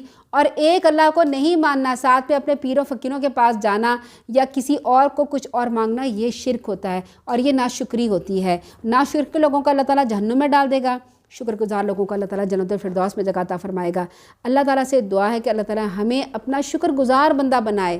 اللہ تعالیٰ ہمیں اپنے ناشکری سے بچا لے, ایسی ناشکری سے جو ہمیں معلوم بھی نہ ہو اور ہم ناشکری کر رہے ہوں. یا رب العالمین اگر ہماری زندگی میں کہیں کوئی ایسی ناشکری ہے تو وہ ہمیں دکھا دے, ہمیں معافی مانگنے کی توفیق عطا فرما دے اور صحیح معنوں میں ہمیں, ہماری اولادوں کو, ہماری نسلوں کو اپنا شکر گزار بندہ بنا دے.